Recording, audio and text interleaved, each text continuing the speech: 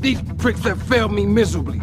Surrounded by pricks. You stupid pricks! Who are these pricks anyway? Hello everyone and welcome to another episode of the Prickast podcast. The home of some pricks. 5 to be exact.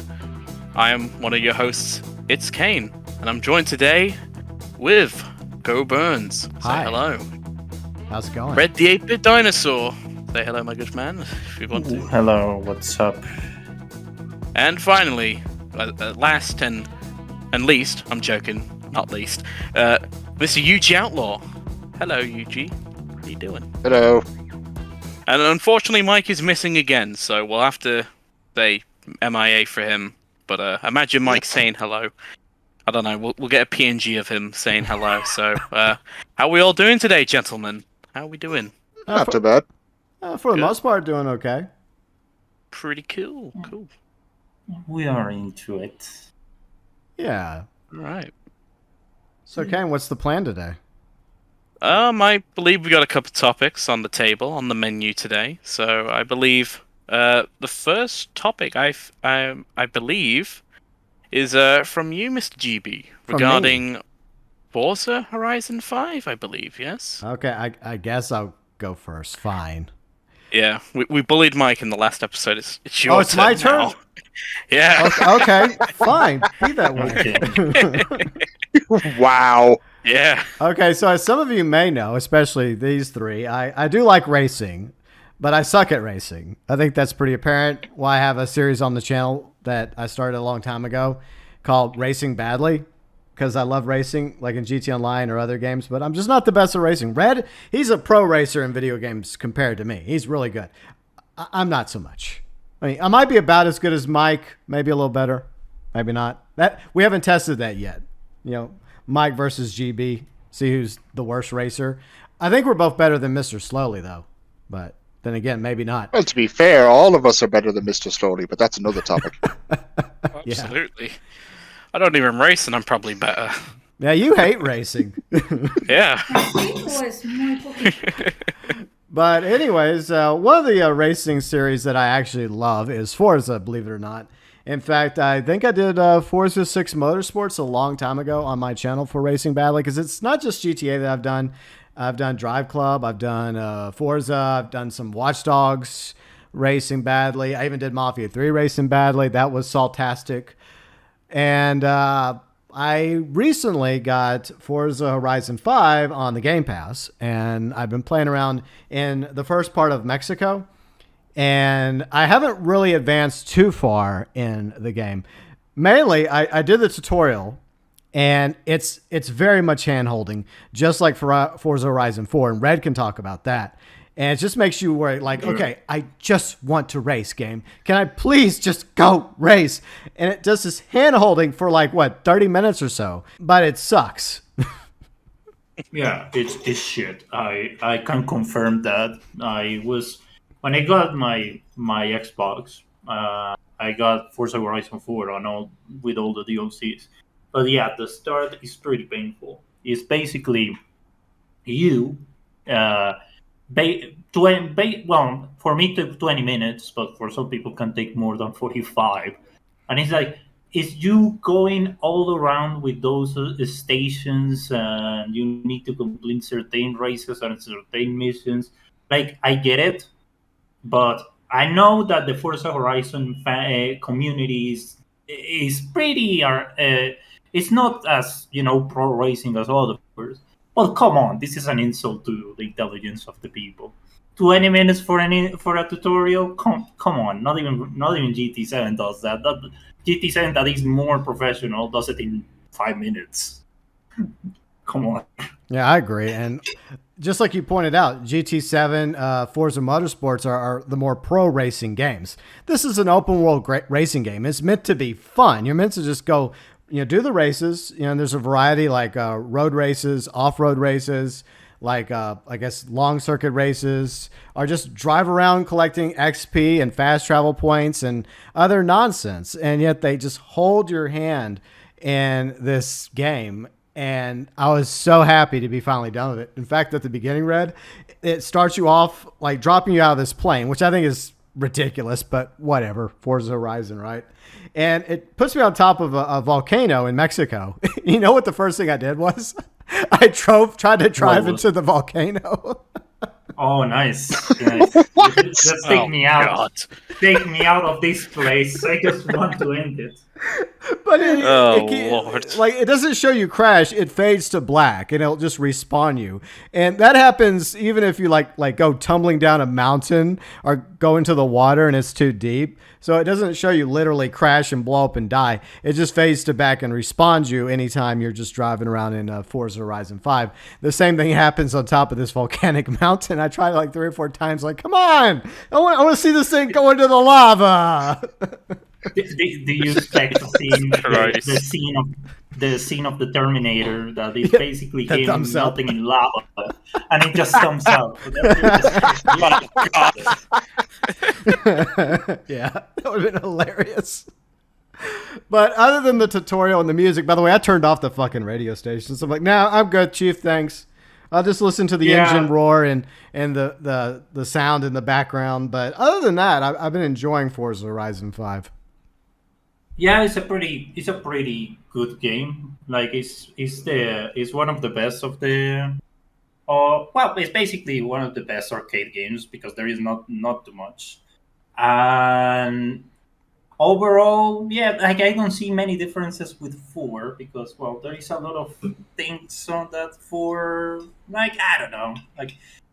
There is a lot of things, so I'm just gonna say. Meanwhile, my cat is trying to eat my lunch, so I'll be back in a minute. Okay. Dun, dun, dun. Oh dear. Stop it, Aston. Bad kitty. cat. Knock it off. Now he sent you a message, so you can read it. Oh my god. Cats. I Wow. was wondering why you were typing in the group chat. That's hilarious. Oh god. That's Aston's typical of cats, message to though. the Like, you'll be up here community. trying to work on something, and my cat, he has a habit of jumping behind me in my gaming chair and, like, taking up the back half of it. So, basically, I'm sitting on the very edge of my gaming chair, and his big fat ass is just sitting behind me, all warm and cozy. He doesn't care if I'm smashing up against him. He doesn't give a shit. He's like, no, I'm cool back here. And I'm just like, what are you doing? And he's just looking at me.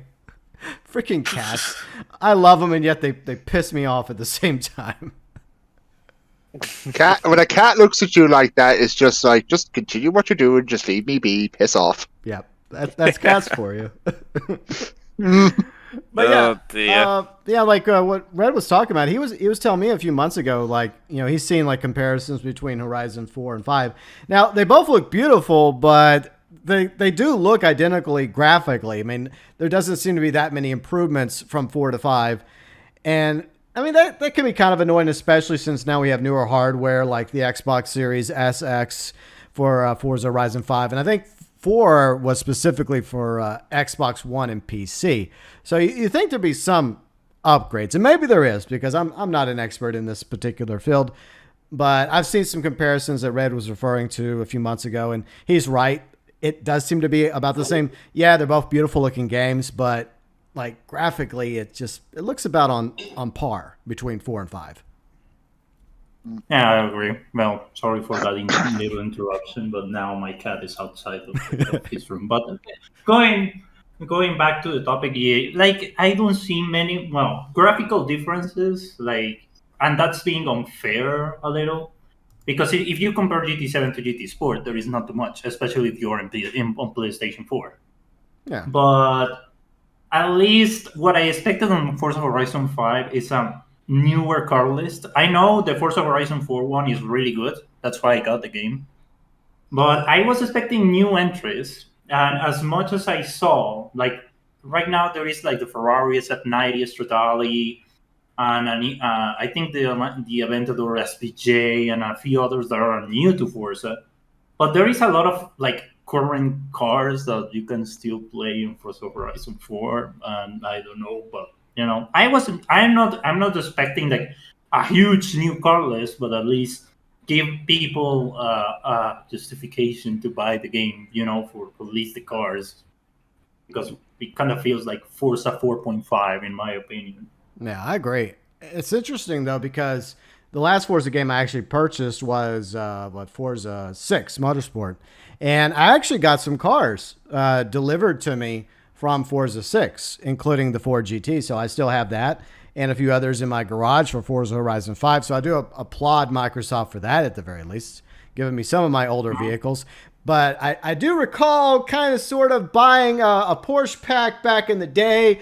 Where's my Porsches? Oh yeah, but do you play for you? Well, I saw and it was ages ago that you played Forza Horizon 4. Yeah, I played. the Yeah, I Senna. played the demo. I think I streamed it like years ago when it came Yeah. out. Yeah, Yeah, I I remember you remember. did. Yeah. But did you got the Senna? Because I think Forza Horizon 4 players got the Senna. I don't think The I McLaren. did. I could be wrong about that, but I don't think I have that. Maybe it was because it was just a demo because I never actually bought Forza Horizon 4.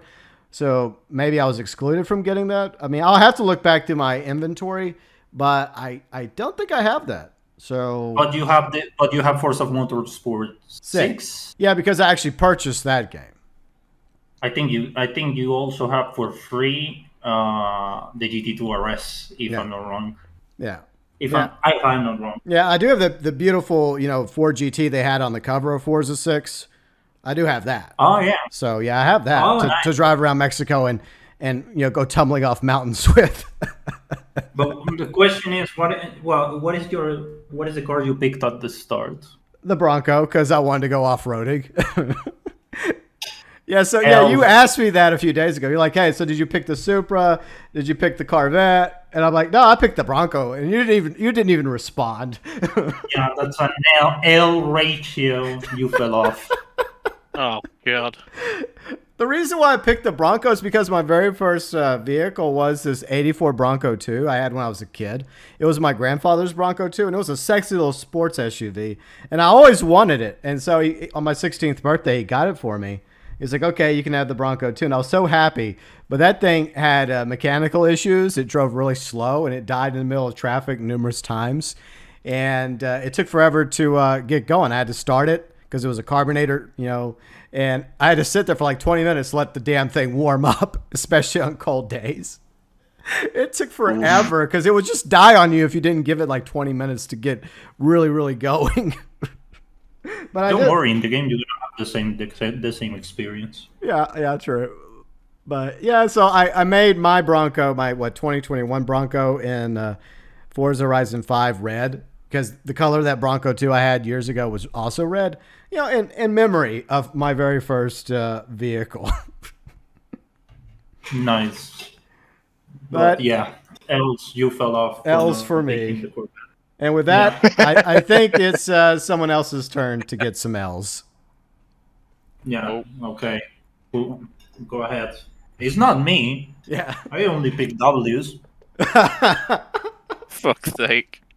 So should we talk about a little wrestling, Yuji? You want to talk wrestling? Indeed. Some Stone Cold Steve Austin. What? Anyways. So I heard at some point during the week, and I got this message from a friend of mine that Stone Cold Steve Austin publicly admitted that his favorite game of all time is Zelda Breath of the Wild. And I'm not going to lie, that did catch me by surprise. Because I never knew Stone Cold Steve Austin was a gamer to begin with. That is shocking. Good game though. Yeah, it's a great game. Yes, No, it is, don't get me wrong. you can imagine. Oh yeah, my favorite game is I don't know FIFA. And it's like, oh fuck off, seriously, fuck off. My favorite game is Call of Duty Vanguard. Oh no. Vanguard's better than Fortnite. Because, Ew. yeah. Kane, we're no longer friends. Yeah. But someone on Reddit said so. So that obviously means they're right. And by the way, we do have some Fortnite talk coming up later in the Prickast, FYI. So, yeah, going back to what Stone Cold said, that surprised me as well, because you think of Stone Cold Steve Austin, you think of this badass beer drinking, don't trust anybody, 316, giving you the Stone Cold stunner, flipping everybody off, throwing beers around the place, not sitting around Is he playing Irish? Zelda Breath of the Wild. Yeah. No wonder I got sent to the principal's. No wonder I got sent to the principal's office so many times. But anyways, I'd ask Yeah, the question. that's like Irish things, not giving a fuck, drinking beer, and flipping everyone off. Yeah, it sounds like an Irish thing to me. Yeah, it just sounds like a normal Saturday night to me. But anyways, Yeah, but Oh god. but to answer your question, Stone Cold Steve Austin actually isn't Irish. He's from Texas. yeah, he's from Texas. From Texas. But yeah, I could definitely see where Red's coming from. There's definitely like some Irish traits to him, like the not giving a shit, the middle fingers, the beers, all that good stuff. But back then, sorry, this is going to be the inner wrestling nerd in me coming out, but back then I used to like watch it like religiously with my dad because that was the one thing like me and my dad like kind of bonded on, like was watching that sort of stuff. Now these days I don't watch it anymore because I would rather cut my grass and actually sit there on a stool and watch it. Yeah. I grew out of wrestling too. I mean, I watched it whenever I was in my teens, but eventually I was like, nah, it's just not for me anymore. But I've always admired the wrestlers of those days, like Stone Cold Steve Austin, Undertaker, as well as NWO over in WCW when they were still around. But I'm actually quite impressed with Steve Austin because obviously I'm also a huge Zelda fan. I've been playing through Zelda Breath of the Wild again, and it's, 5 years old now. And he said something that kind of caught me off guard as well. He said that Zelda Breath of the Wild was better than Ocarina of Time. Now, look, I love Ocarina of Time, but I have to agree with Stone Cold. Not because I'm afraid he may show up and give me the Stone Cold Stunner, but playing through Ocarina of Time 5 years ago and playing through it again, there's just so much more to do in Ocarina of Time. I mean, in Breath of the Wild than Ocarina of Time. But that doesn't take away the fact that back in the day, Ocarina of Time was a very revolutionary game on the N64. Yeah, it was. Well, the only thing is, like, I haven't played Ocarina of Time. Like, I have it on the Switch, so I haven't really, like, played it yet. But Zelda Breath of the Wild, yeah, it is an absolutely phenomenal game from what I've played so far. It is by far one of the best Nintendo games from this decade. Well, not this decade, the last decade. Sorry about that. I mean, I'd say, yeah, it's a pretty good game. I'd say that and Smash, like the recent Smash Bros. Those are like some of the best games they've made in recent years. I mean, I mostly watch GB's streams on it, like on Breath of the Wild, and it does look beautiful. The game does for a game that is on the Switch, which. I mean, the Switch compared to like other consoles at the moment, or even PCs, like I don't think it could handle some most stuff. But it does look beautiful for a game that is on the Switch. It looks amazing. Yeah, well, I agree entirely, and that's where we kind of have to switch gears because we have an awesome 5-year-old game like Zelda Breath of the Wild, which I think most of us agree with Stone Cold because we don't want to get stunned. Then we talk about a new game that came out with Switch. I guess you could say it's a long-awaited sequel of sorts to Wii Sports Resorts from the Wii. Switch Sports. Yeah. It's not going over so well with fans. I remember Wii Sports. One of my friends broke a TV with the controller. I remember those kind of days. Casually playing Wii Sports with the family, and then hitting someone in the face with the Wii remote. That's what the Wii remote. We were drunk. We were playing tennis, I guess. So he didn't grab the thing very well. So the fucking controller just went out flying through the fucking plasma TV. Jesus Christ. Oh god, it's funny that you mentioned like tennis on Wii Sports because when my mum was a lot younger, by the way, ma'am, if you're actually like watching this, I'm sorry for mentioning your age, but we used to play Wii tennis, and the way she would swing that controller, she would remind you of Babe Ruth. Like she was swinging for the fences like a New York Yankee. It was hilarious. And if she lost, she would. This is no joke when I say this. Every time she lost, she would ground me for a week. Ouch! Seriously? Yep. Like that. Like the thing is about my mom. I'm sorry, I love you, but she's ultra competitive. So if you beat her in anything, she will hold it against you until her dying day. Sorry, Mom. Oh, it reminds me to Riley when we played GTA. 3 in the morning and she was pissed off because she didn't kill me. I had a similar thing like that as well recently. I'm gonna bring that up. Yeah, I don't care, Riley, if you're gonna bomb me in Oh GTA. boy. Go on. No. What are you gonna do? Fucking cry that I fired an EMP launcher on your plane. Yeah. So I accidentally shot that down because she was taking fucking forever to land her plane. And I was like, you know what, this is getting boring. Stop it. You're not bloody evil Knievel. Just land the damn fucking thing, And well, she got bogged down over a tiny pixel. One singular pixel going off of that plane. And she made it her mission until, actual pressing matters were, actually needed. She tried to kill me in GTA because of a fucking pixel. It sounds like one of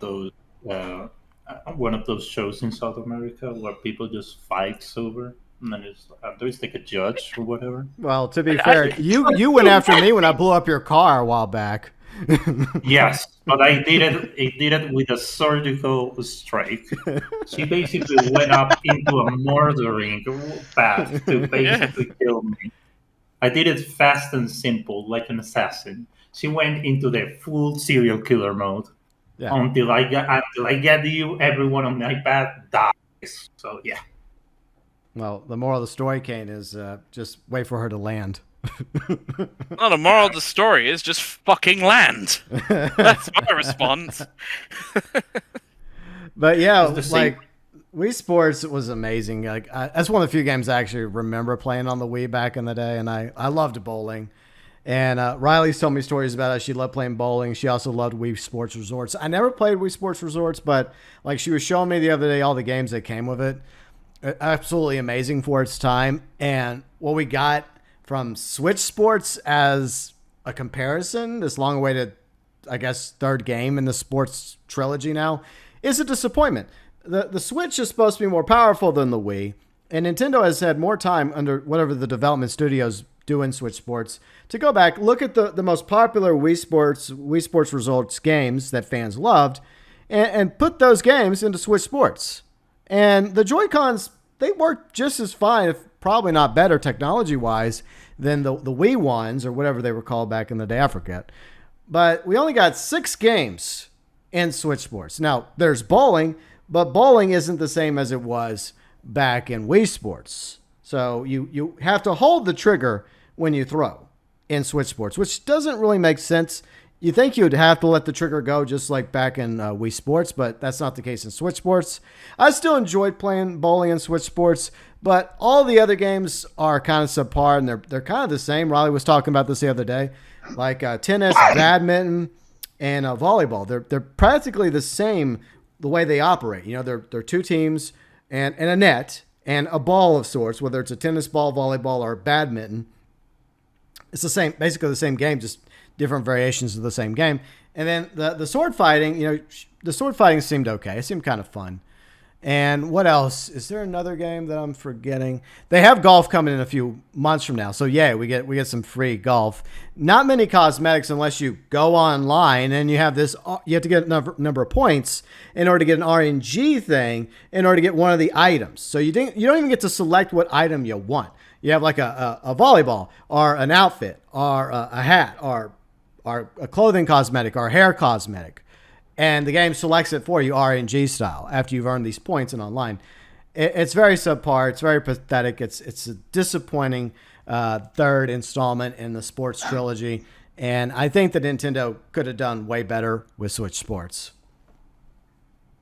Yeah. Well, when it comes to mine on Wii, well, on those games, like what makes them really fun was the company, Yeah. because usually you're playing with someone else, unless you're like doing exercise or something. But usually you play with someone else, like and it's like 3, 4, 5 people, and it was more like pretty much the ambient, all the meeting and all that makes it fun. On the Switch, it's like it was intended as a personal handled console.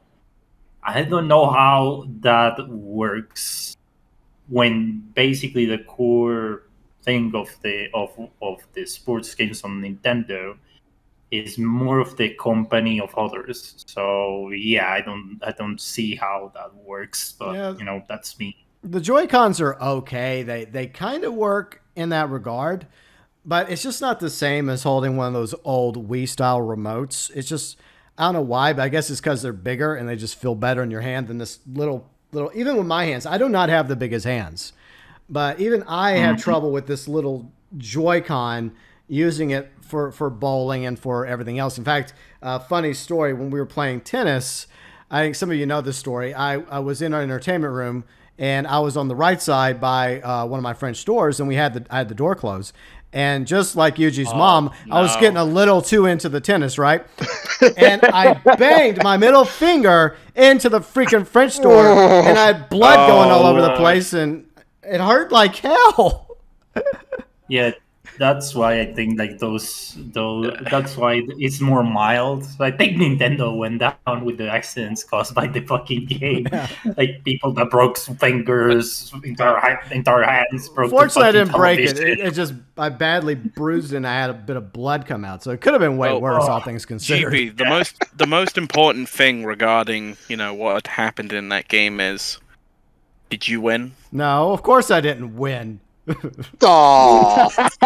All that pain for nothing. Well, God wow. I was going to keep playing. I had to go off to the bathroom and clean my finger and like put a Band-Aid on my wound. At least Screw that Jesus shit. Christ. If you won, it's like this blood was something, Look, I'm not a pro gamer. I'm not going to stay into the end with blood going all over the Joy-Con and blood dripping all over my floor as I'm battling Riley in a game of tennis and Switch Sports. Yeah, but Screw consider that. those like your battle scars, Well, I definitely have It a will be a nice scar. story. It will be a nice your story. gamer scars. You could have used that hell? blood as like war paint or something. Yeah, there we Yeah, go. exactly. Yeah, there you go. I guess I'm just not that competitive of a gamer.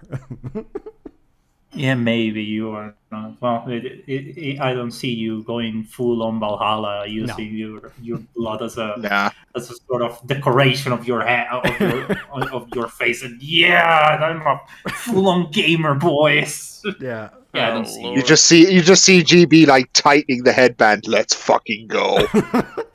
Oh no, that's so great. Ugh. Oh Lord. Yeah, Like but ninja. it is a disappointment because Ninja headband. oh god, no.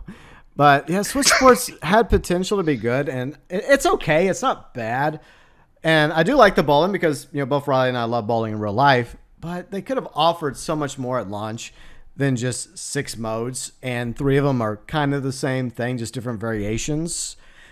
And then golf later on. I mean, where's boxing? Where's baseball? Where's some of the other fun ones from previous Wii Sports games?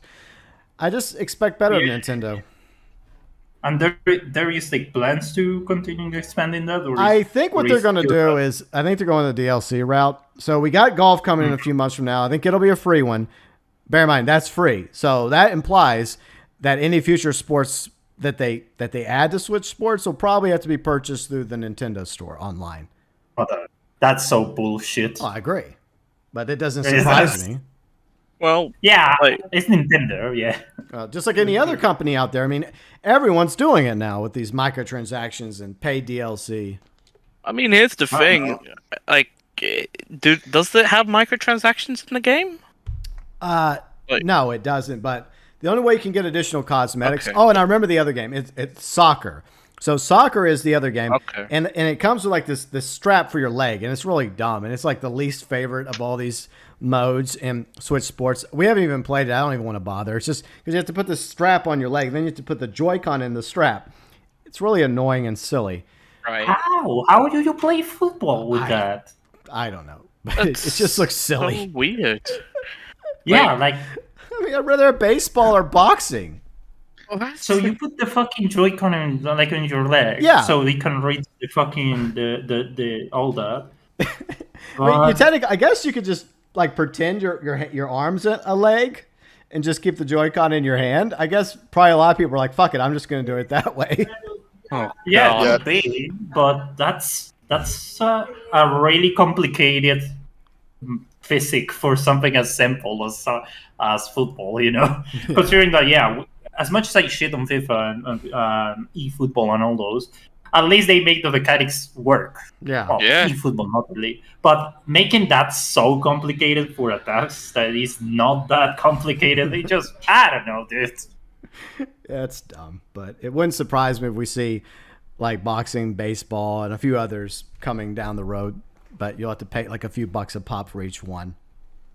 Nah, that's crap. But anyways, let us swing back over to Kane. What would you like to talk about? Well, I'm glad you asked. And if you might have seen from the thumbnail, you might know what's coming up next. By the way, full credit to Kane on that thumbnail. That was a good job, Kane. I give you Thank you. you a golf clap for this one. Oh, thank you. There you go. But yeah, at the start of this month, we had 2 anniversaries coming up for 2 movies. And those movies are the 20th anniversary for Spider-Man 2002, arguably one of the best films of all time, in my humble opinion, and the 15th anniversary for one of the most controversial and most divisive films out there, Spider-Man 3, starring Bully Maguire in both films. Yeah. So, yeah. I don't know, who would want to go first. I think I'll probably just go first because I'm the Spider-Man nerd here. Do and I guess we'll honors. talk. I guess I'm going to talk about my favorite memories regarding those 2 films. Now, I guess I'll get the Spider-Man 3 stuff out of the way first because I don't really have that much really with them. It's mostly just the memes from the film, the Bully Maguire memes when he has the black suit, where he's like, "Oh, little Goblin Jr., you gonna cry?" Or, "You want forgiveness? Get religion." Or, "See ya, chump." All of his one-liners in that film is pure Sam Raimi goofiness, and I fucking love it. It's amazing. I don't blame Toby for his performance in that film, for why the film was bad, or all that. I mostly blame Sony because they basically forced a character that, Sam Raimi wasn't really knowledgeable on. He wasn't really knowledgeable on the Venom and symbiote and the Black Suit saga. Yeah. He wanted, I think, originally for Spider-Man 3, he wanted to have the Vulture and the Sandman in there, or just to finish Harry Osborn's descent into the Goblin, Yeah. But then Sony was like, "Hey, Venom." But it's like, I don't know. And then that's ultimately why Spider-Man 3 flopped, and then boom, a few years later, Andrew Garfield appeared. Which, I mean, some people like him, some people don't. I'm one of the people that do like him. But, I mean, yeah, Spider-Man 3. I'll be one of the, I'm probably, the only person out here that actually really genuinely enjoys Spider-Man 3. And it's not even for the memes. It's also just because I kind of like Toby's interpretation of, Peter under the influence of the symbiote. I mean, he... in that one scene where he's doing the finger pointing and he's, dancing to Ride That Funkin' Soul, right? When he's doing that scene, it's in your head, people are like, "Oh, that's cringe," but it's Peter Parker thinking what he thinks is cool, right? And so, in my opinion, I think that's the way Sam Raimi wanted us to think. "Oh, that's cringe," but that's also how Peter is thinking what he thinks cool. Because now his ego is being boosted by the symbiote.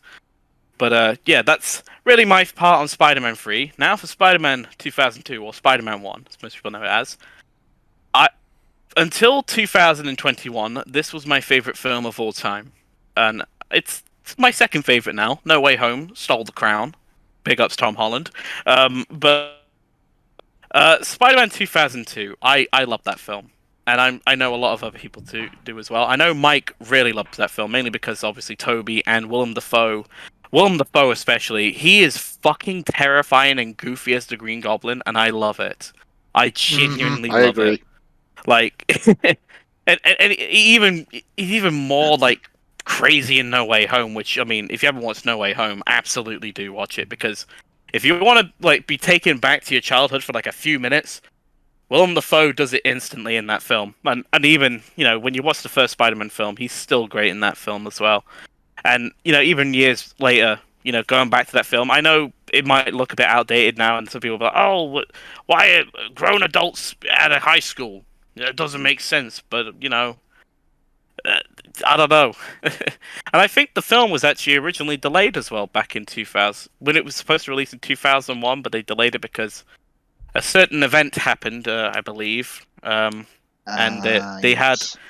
well, they had a certain background image because obviously the film's in Manhattan, or New York, around that area. Um, but yeah, they delayed the film because of the unfortunate attacks in September of Yeah. 2001, and they had to get rid of the scenes where the Twin Towers were being shown. Which I mean is understandable, and it's still a good film. I still think it's one of the best films out there, and I will always believe that it is probably one of the best like origin stories in my personal opinion for Spider-Man. And yep, that's my real experience, I guess, with it. My opinion on it. I mean, I would talk about my childhood, but memories of it. But I'll be honest, that was like in 2004 or five, and I can't remember shit from those years. So, Understandable. but I guess whoever would like to go next, feel free to talk about your favorite memories regarding those two films. Spider-Man 2002 and Spider-Man 3. All right, I'll chime in on this one. So most people know I've always been a Spider-Man fan. He would be probably one of my top 3 favorite heroes, and I used to collect the comics. I used to watch the 90s animated series, one of the best in my honest opinion. Absolutely. So when they advertised the first movie was coming out, I was excited, and I just said, I'll go see it. And I'm gonna 100% agree with Kane that William Dafoe as the Green Goblin, mwah, phenomenal job. Wow. Let me just read. Well, I remember bits here and there because I saw the movie, but I was really young. I just remember the few ones that was Tobey Maguire dancing and all that. That was yeah. right now as a new later. But that back then, it was it was a hit. Seeing that movie back in the 2000s.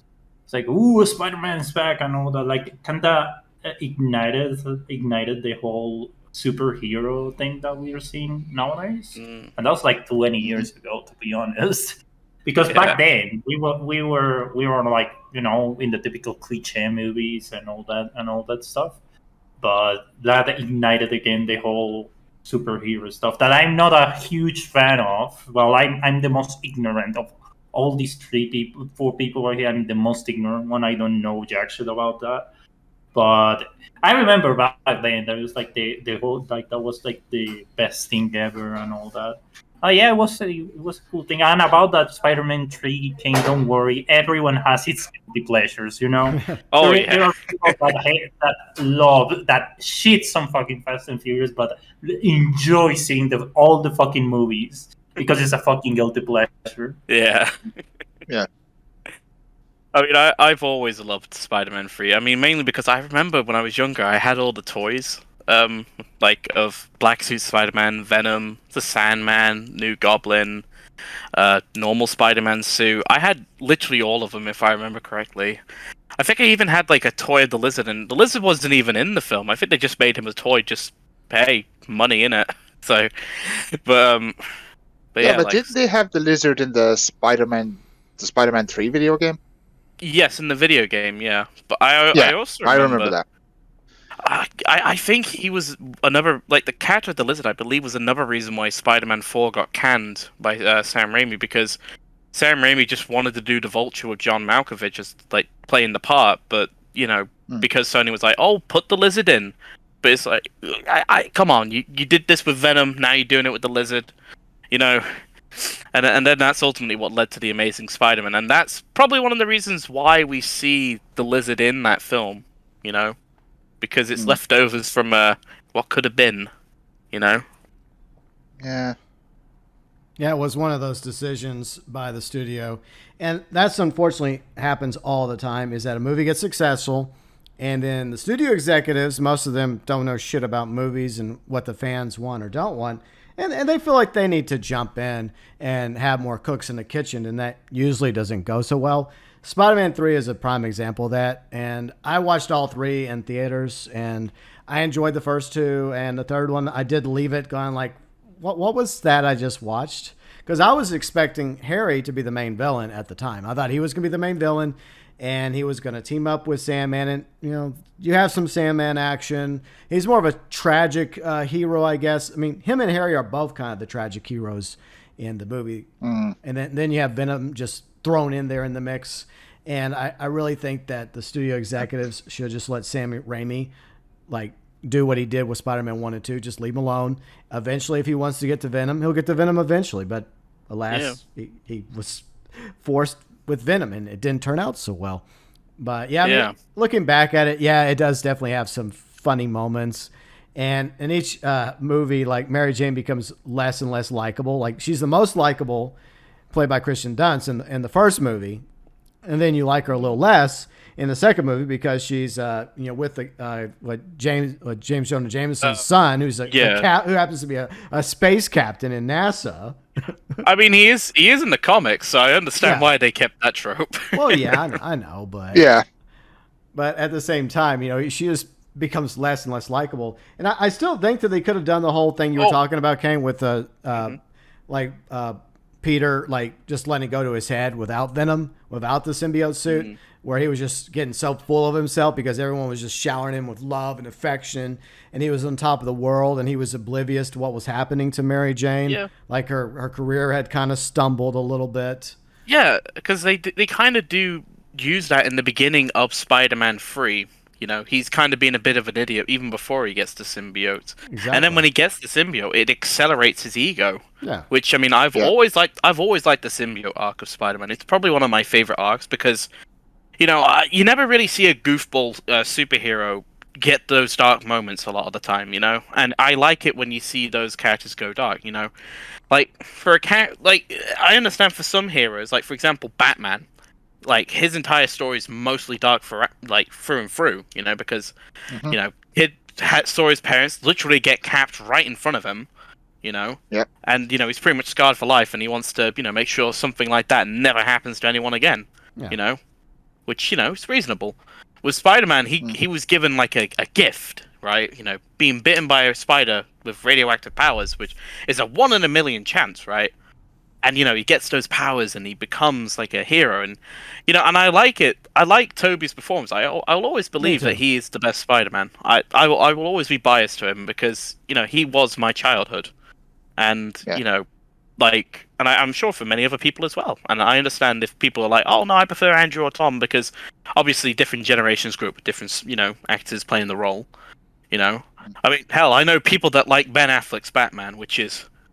Oh, interesting. Very interesting. As long as it's not Jared Leto's Joker, okay, fine. Well, you can ask a lot of the people. I mean, a lot of the people in my year group, mostly the female category at least. I'm not trying to say anything, but a lot of them were weirdly obsessed with him. Yeah, just to say the least. Especially when Suicide Squad came out. That's all we're going to say about that. Yeah, I agree. Let's go back to Spider-Man. Yeah. But yeah, with Spider-Man, it's nice when you see him or even his villains, for example, have their little, real moments where they show that their character can have a dark and sort of serious, moment with them, Yeah.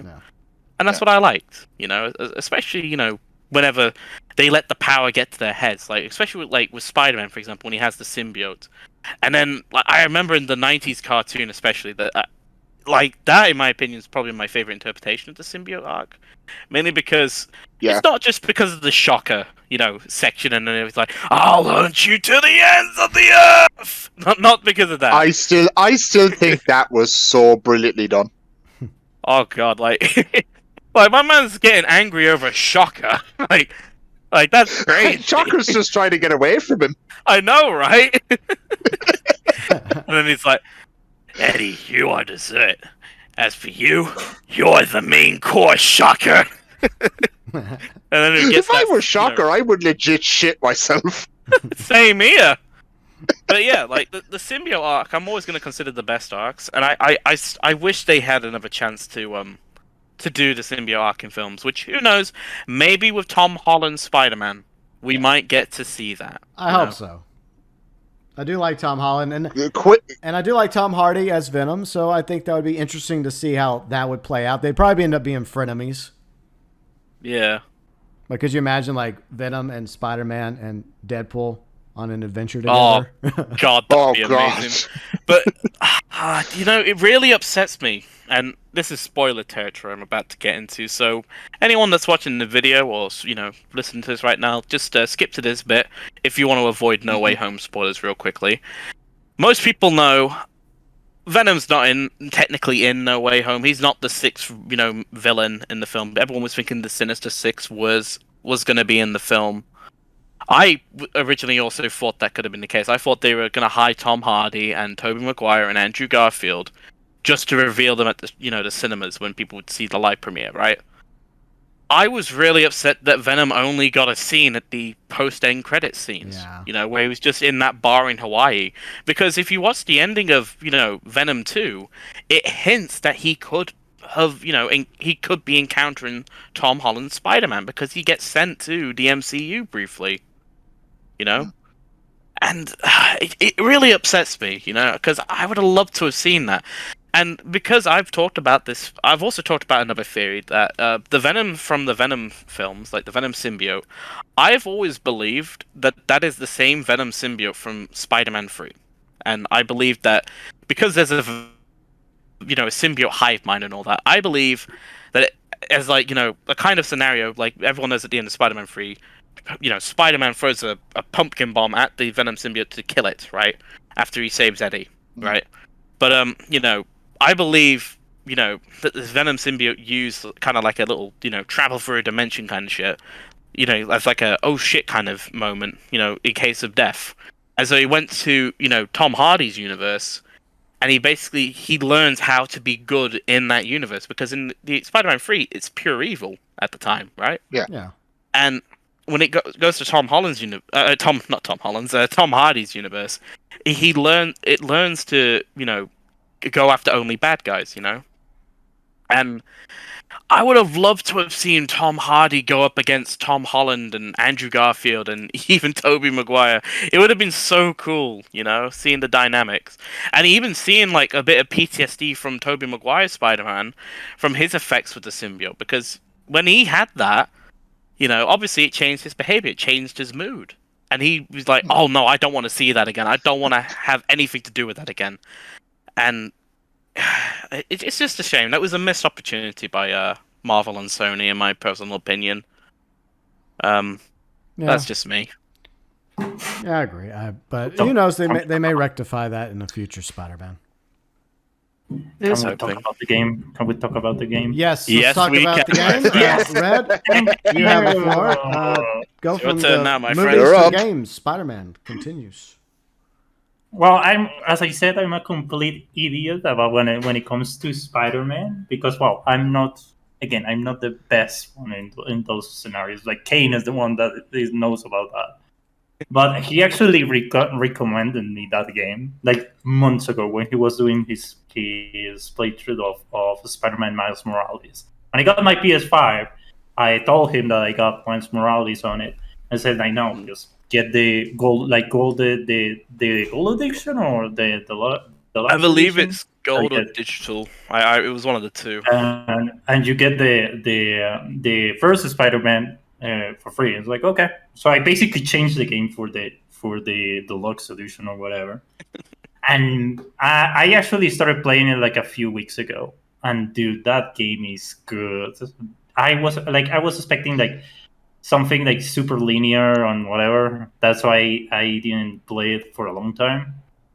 But dude, that game is good. I'm actually enjoying it. Like, I love the fact that it's in free roam and all that. Like, yeah, it's super cliche, I know, but dude, that the combat feels so great. The whole thing of the suits though, it's actually pretty interesting too, because like every single suit gives you like a different type of power and all that, but you can change it. So if you're like kinda into one, like I the last time I was using the one that was white and red with a bit of gold, and it's like, well, I like that, and I like that suit especially, but I needed to get the other ones for the power ups to call it that way. Yeah. So I get the few other ones, but you can change those to put the power up you need to the suit you like the most. So that's something that I really liked. I was like, oh, I need to now to use this stupid clown suit to do that, but no, you don't have to. Again, the combat mechanics are really good. The story is pretty interesting as well. For someone that doesn't know jack shit about Spider-Man, it's like, okay, this is pretty. It's actually pretty nice because I don't know nothing about Bullshit or Rhino or Electro or Negative Man or whatever. It's like for me, it's like okay, maybe they have their lore. I don't know. So it's like but they are really good when it comes to be really bad antagonists and all that stuff. I really like the game overall. I didn't finish it yet. I was trying to finish it today, but like I didn't have the chance. But overall, I really like the game. And so I after this, I think I'm gonna play Miles Morales. But Nice. Nice. But really good recommendation. I really enjoying that game so far. I'm glad you're enjoying the game, and I've also suggested GB to play the game as well, and hopefully he'll eventually play it. It will happen. We gotta rig the next Let's Play vote, okay, guys? We gotta rig it, okay? Nudge, nudge, wink, wink. Okay. But yeah, I mean, I'm gonna say this: Spider-Man PS4, in my opinion, is probably my favorite Spider-Man game of all time. I'll admit, I'm kind of fanboying right now, even like mentioning it, and I love that game. Like I love the web shooting, I love the web equipment, I love the special abilities. I'm kind of like one of them people when it comes to like the special abilities as well. A little off topic. I kind of like to change them like mid game. So like sometimes I have a different ability. Like one moment I have like web blossom, and the next minute I'll have like battle focus. I like to change them up sometimes just to spice up the gameplay. And some of them are like joke gimmicks, like the quips from the comic suit, where it's just Spider-Man saying, a goofy little one-liner. I love Which those. I mean, everybody loves it when Spider-Man does a one-liner. Have you not? I mean, in the Ultimate Comics, I mean, I remember when he first encounters Kingpin. Half of them are just fat jokes, which is just fun. I love it. Oh dear. But yeah, I love Spider-Man's like web swinging, especially. Most people might know I do upload web swinging montages sometimes. Also, a little slight off topic to one of them, the web swinging montages. One of my recent ones somehow got to 1.5k views, which I'm not even sure how. Nice. I'm just surprised, if anything. All I'm doing is just web slinging to the end credit songs of Sonic 2. I don't know what's going on there, but yeah, it's a really fun game. I love the story. I would talk about the entire story right here, right now, but I don't want to spoil the ending for you, Red.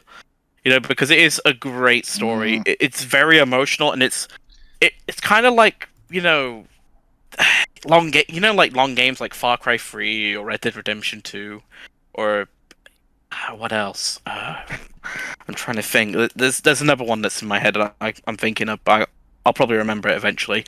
But it's like when you go on a long adventure, it's so emotional. Like at some parts it can be draining with like the linear shit. But when you get to like the meat and potatoes, it is so good, And oh god, it's such a good game, and I love the suits as well. Every time I'm playing that game, I'm always constantly switching up the suits as well. One minute I'm the Raimi suit, the next minute I'll be wearing the PS4 enhanced suit, and then the next minute I'll be wearing the the 2099 suit. It's kind of like a love letter to Spider-Man fans, that game is. And Insomniac Games, I am looking forward to Spider-Man 2 for PS5. I am so excited for that game. Please don't fuck it up. Please don't fuck it up. So when it comes to like the Spider-Man games, can we just talk about something in that game that I always get such great enjoyment out of? Just the facts with J. Jonah Jameson.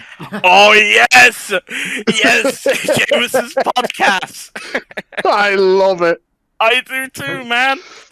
Like I know it's not the J.K. Simmons voicing him in the game, but I mean every time I listen to it, I always think of him doing the podcast.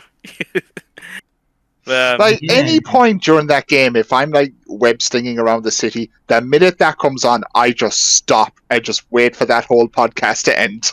Oh god. Anyway, you were about to say something, Red? Like, well, you're talking about the story, but yes, it's actually Mhm. pretty like because I don't want to. If someone else is not telling the whole like the game or whatever, you can skip that part.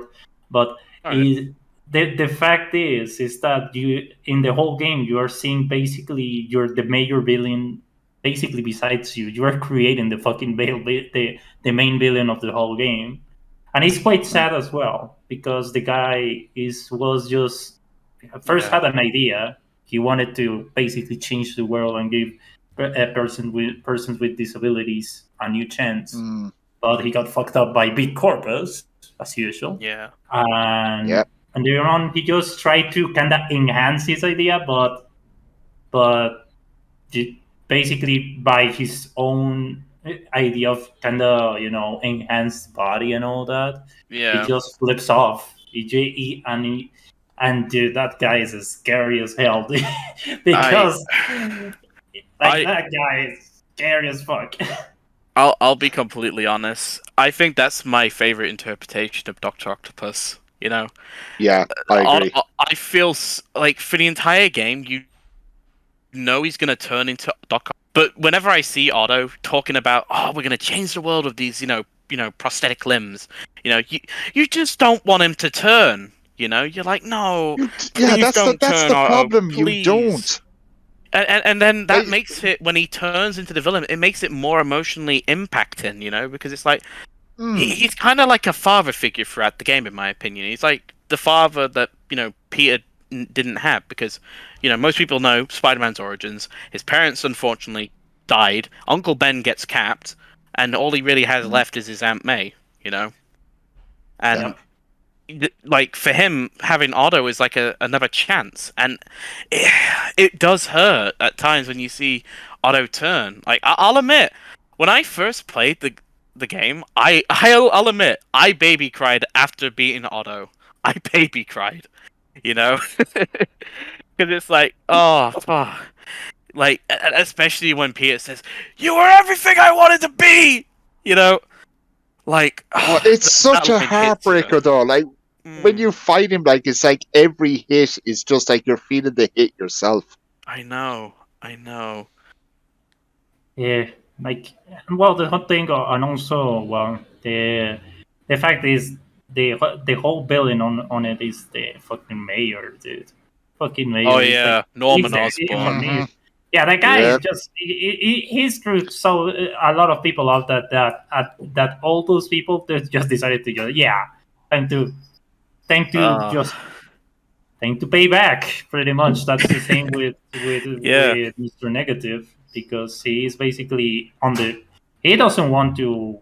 He didn't want to put the bomb. He just put it the bomb just to fuck the Mayor Osborn reputation. That's the Mm, same, and those two share like the same vision. So it's quite interesting, yeah. but and also when it's not annoying, but it's more because it's the NPCs and all that. Is the saber guys? Oh god, especially the ones that fly. I Oh hate those yeah. fuckers with a passion. Oh Yeah. yeah. I mean, all I'm gonna say is, Red, I don't know if you have the DLCs, but when you get the DLCs, the second and third DLC especially, those hammerhead thugs. Oh my god, you're gonna probably break the controller fighting those fuckers. You have no Yep. idea how many times I've raged whenever I get killed by those fuckers in a mission or a survival. Oh god. Oh And dear. the thing is, like, could you imagine like fighting them on the hardest difficulty? You know, I've tried to do that on ultimate difficulty a long time ago, and I was like, yeah, I'm not doing that. Fuck this. I wanted to get the trophy, but I was like, nah, this isn't worth it, Chief. you know? Mm, I Yeah, hear you. the third one, like I remember the first one is the heist with the Catwoman. Yeah, Black Cat. Yeah. Yeah, the second one I don't remember the name. The third one is basically Saber focused, and Yeah. yeah, I need to see if if not if I like the game, but if and it's going to the same path I'm going right now, I'm probably gonna buy them and see or buy the Ultimate Mhm. Edition and see if I Yeah. get them included. I do recommend them But because they do give you a little bit of story information, and it's kind of also good. The story is, in my opinion. They're like little mini stories, but they're pretty good. okay, fair enough. Yeah, maybe I will check them out and see what it's about them, especially with that Russian lady right now. She's like my guilty pleasure as well in that game. I love that lady. It's like Oh, Uskabunya! Silver Sable, yeah. Silver You are a Saber. superhero and you can do this. And it's like, yes, I can. It's because you are in front of me, baby. I can just Yeah. Let me web you up real quick, girl. Come here, woman.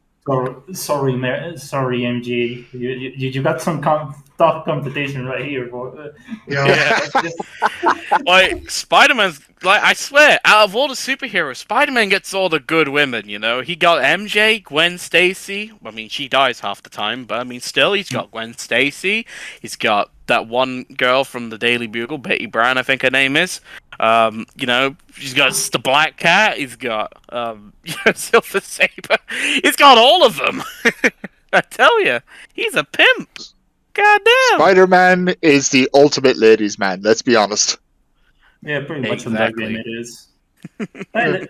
I love the whole game overall. Going back to the topic, I love the fucking game, and I really love the whole recommendation. I was expecting that the typical superhero game, super bleh, but at the same time, but this time, yeah, completely different story. And for someone that doesn't know jack shit about anything, it's like, wow, this is so cool. But I know that someone is like, oh yeah, this is not lore friendly, blah, blah, blah. But for me, it's like, yeah, it's pretty cool. For someone that is ignorant, it is pretty nice. That's pretty much it when it comes to Spider-Man. Yeah, I'm definitely going to get around to playing Spider-Man eventually. I did get it along with Miles Morales for my PS5. I keep meaning to play it, but I will play it. I promise. I will get to it sooner or later. You have my word. And speaking of Spider-Man real quick before we move on, I would definitely say that the first Spider-Man is still my favorite with Tobey Maguire, Sam Raimi.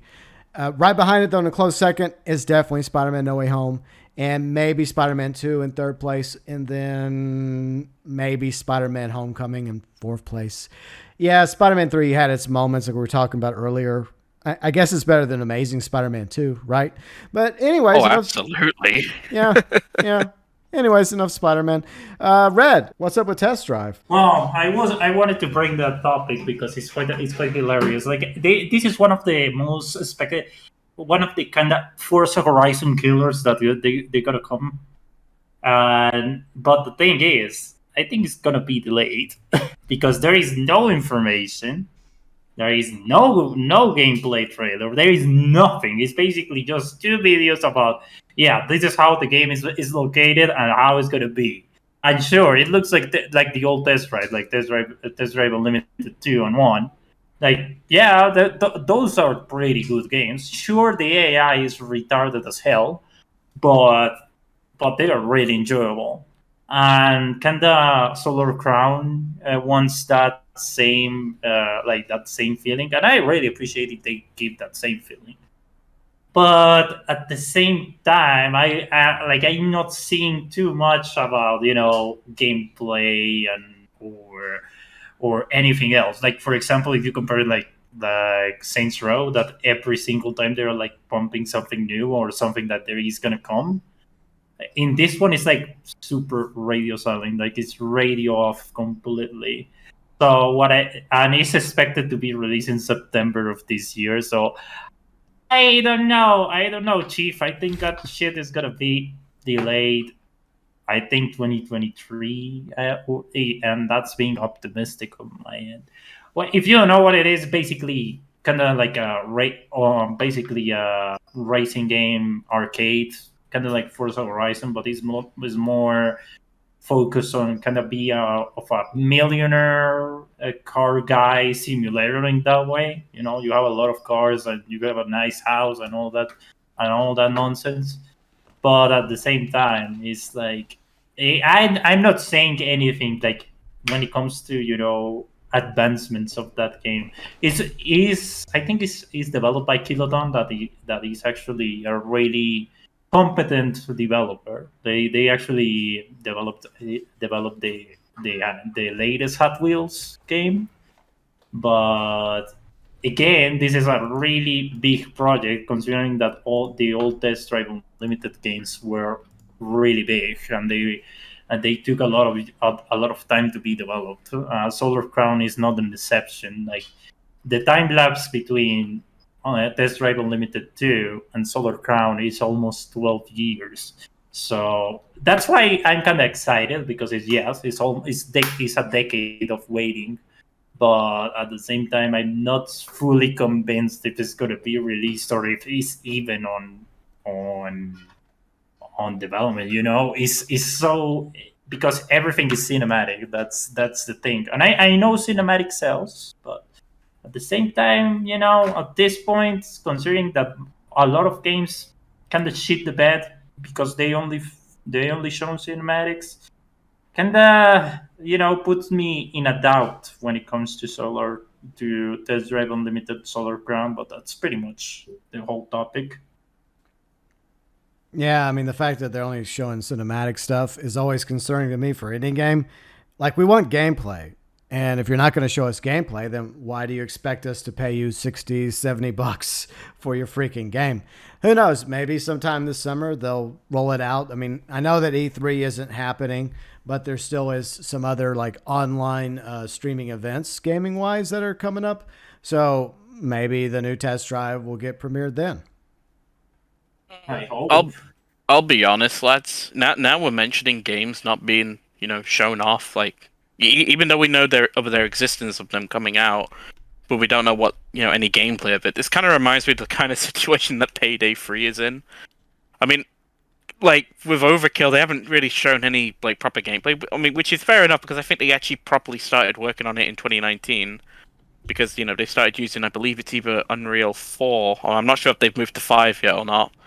But I mean, all the Payday people have really seen is just concept art of like the main heisters and the first heist in the game. So I don't know.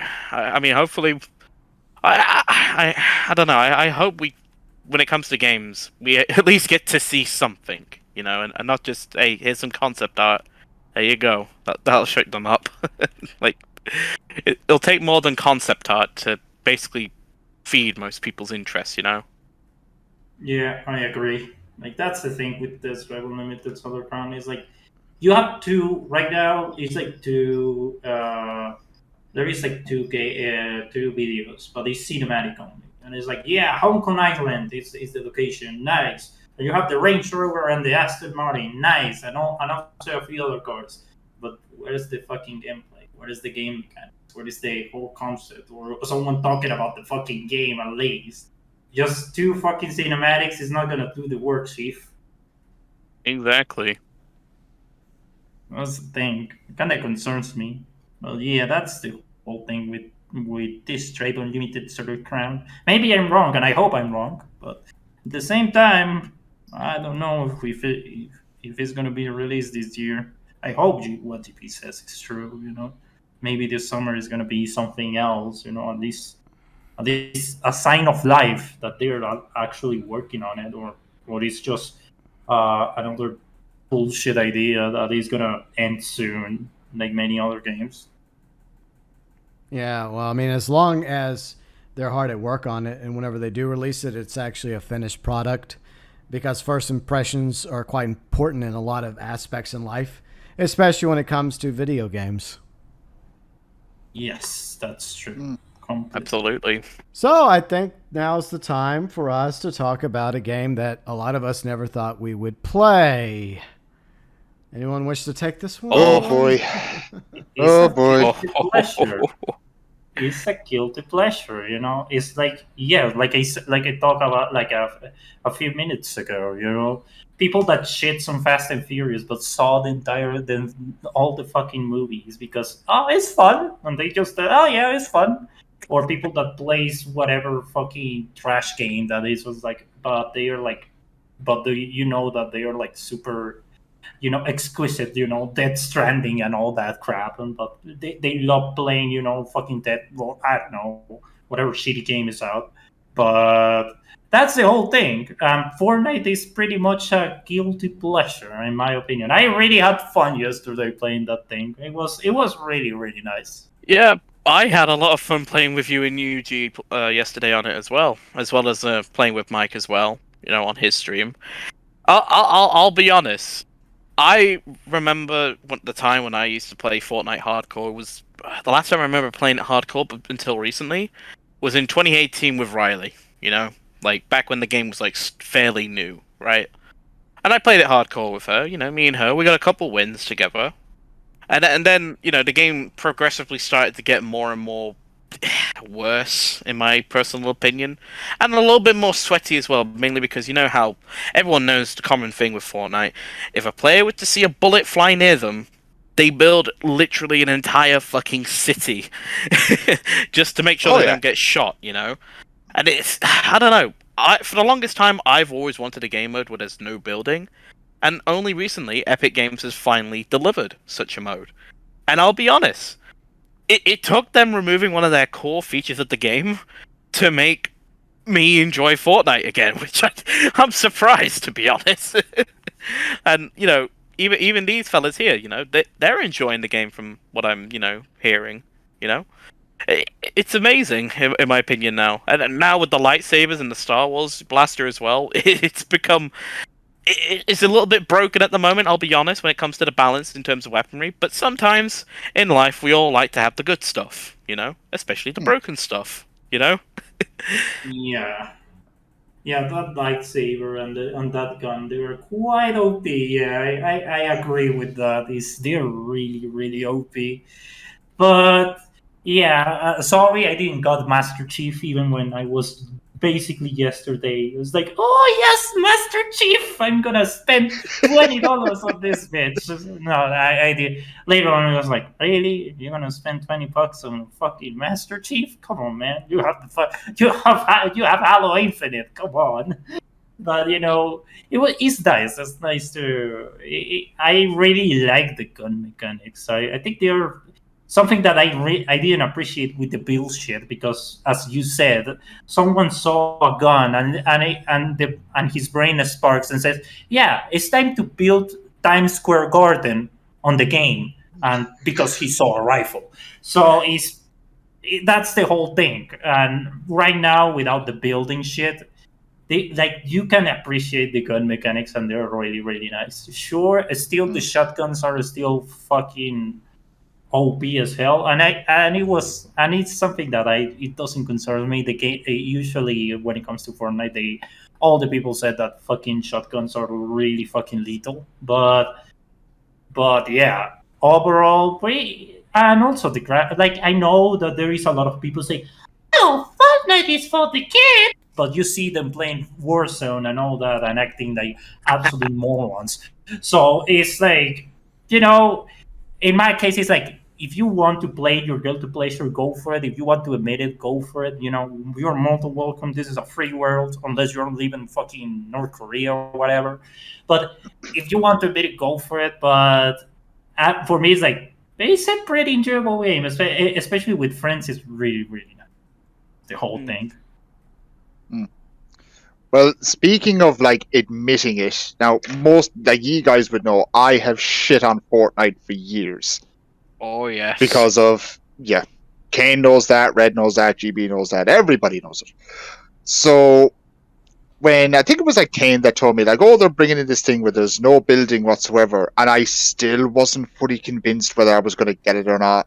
And then at one point I just kind of went, fuck it, might as well. So I downloaded it and I jumped into like my first game, and you know, no fucks given. If I die, whoop-de fucking do. Ended up winning my very first game, and I'm literally kind of thinking to myself, okay, that was kind of easy. Like, especially like coming from me, because like I play Warzone a lot and I deal with a lot of sweaty people in there. Kane, Red, he would know that far too well. Oh yes. But I can now, the more I play Fortnite, I do kind of understand the charm a little more.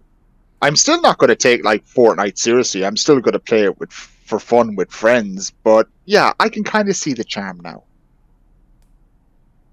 what I like the most of Fortnite is considering I'm a graphic designer that I don't practice it, but what I like the most is the art. The art style for me. Yes, it's kind of childish. I get it. It's Yeah. childish, but at the same time, it's really really nice to see. You know, it's not that. Sure, it's not serious, but it gives you that vibe that is, yeah, it's just a game that it was made just, just have fun. Yeah, sure. It basically exploits the fact that that has Star Wars characters, Spider-Man, fucking Naruto, well, Ariana Grande, Nicki Minaj. There is a lot of weird shit going on, but especially with me almost buying Master Chief because I wanted that Halo in my life. But yeah, like I like the art style. For overall, yeah, they adapt the characters to their art style, and that's what it gives me the most nice thing, because sure, Master Chief in Halo, it's super serious as hell and all that. But in Fortnite, sure, it still looks like Master Chief. Of course, it needs to look like Master Chief, but it still has that impression that it's Fortnite. It still has that is modeled for this game, and that's what I enjoy the most. And yeah, the driving is ass. I get it, but again, it's a Oh yeah. who gives a fuck about driving if you're gonna get killed in 5 minutes? So that's the whole thing. I really enjoy the game, and yeah, whatever it is, it's like, oh, turn into a kiddo. I don't give a fuck. Well, I saw many gaming news streams, and my ears got absolutely blasted with screams.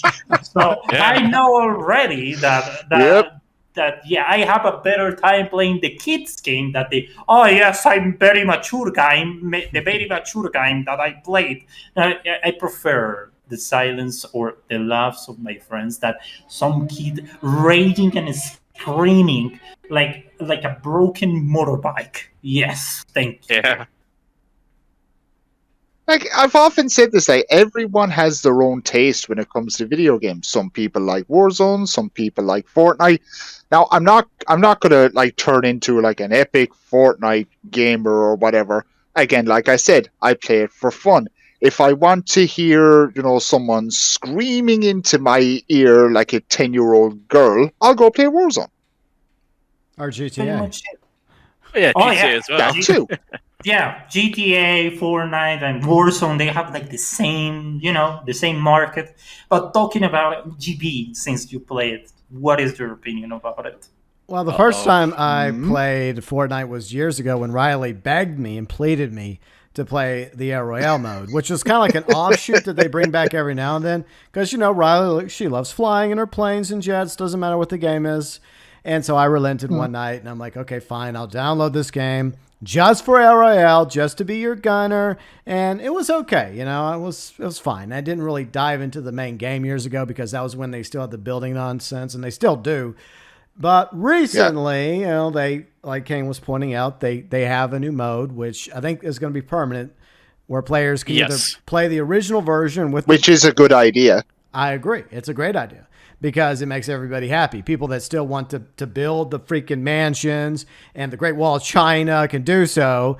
But for everybody else that just wants to go in and have some fun in PvP, then we don't have to worry about the stupid walls and the stupid whatever you want to build. Go for it. So Riley and Kane a few days ago, because I knew about the stream that y'all were planning with Mike and Snake, and you all just started like peer pressuring me to download it. Listen. I've got video proof. I know you do. It was peer pressure, though. I was not, though. You were. I was like, yeah, if you want to get it, go for it. No. It was mostly you're guilty by association. But it was her. Yeah, you were there too. Like, she was the main culprit, but you were there. You have a little guilt.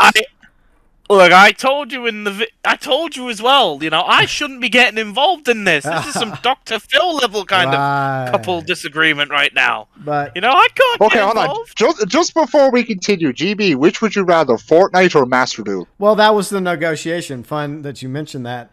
So Riley's been trying to get me to play Master Duel and Clash Royale for a while now. I have Clash of Clans on my phone. I touch it every now and then. Like, okay, whatever.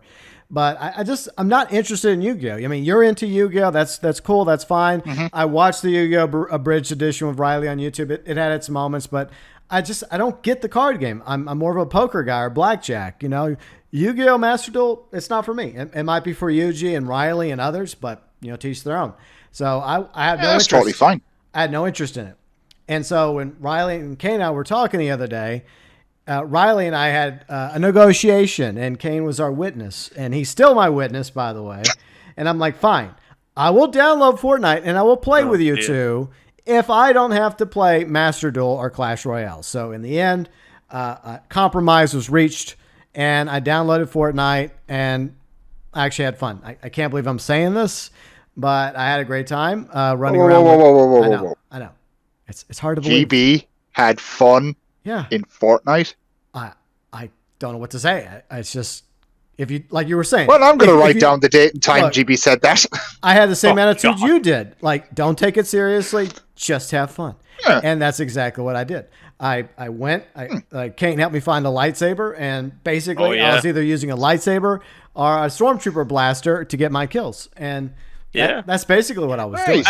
And don't forget, when we were playing, every game we won. Yeah, we did. Like, we literally kicked some ass and took some names, you know? That's it. I'll be honest. I was surprised on how great we did, you know? Like, I'm not trying to be egotistical here and say, that, we wouldn't have done good, but I was surprised, you know? And I'll be honest, it was so much fun, you know? And I really do give a lot of credit to Epic for finally adding in a new building game mode, because non-building, like a no build mode, you know, like whatever. Well, I don't know. I'm getting confused, but the game mode is so much fun. It finally gives people a chance to actually appreciate the game for what it is, because as fun gunfights are in the game, some people don't really like seeing an entire city pop up right in front of them because a few bullets flew towards their enemy, you know? At least I didn't, at least.